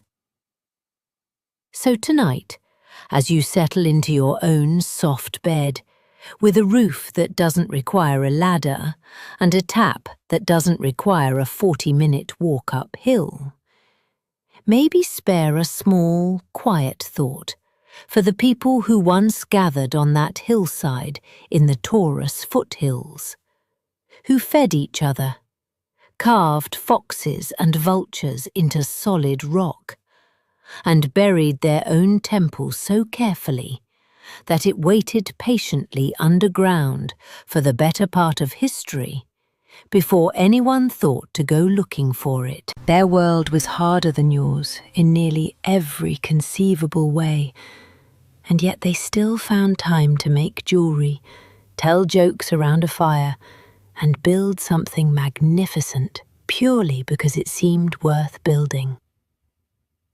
There's something quietly reassuring in that.